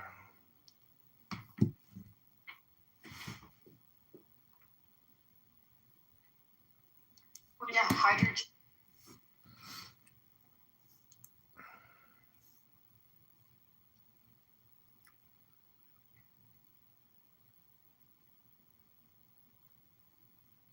Verse.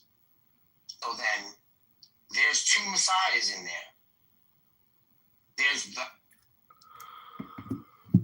Megatron never sleeps. Okay, everyone, it's JohnForCongress.com. Hope you enjoyed this another amazing bonus podcast episode. Go to JohnForCongress.com.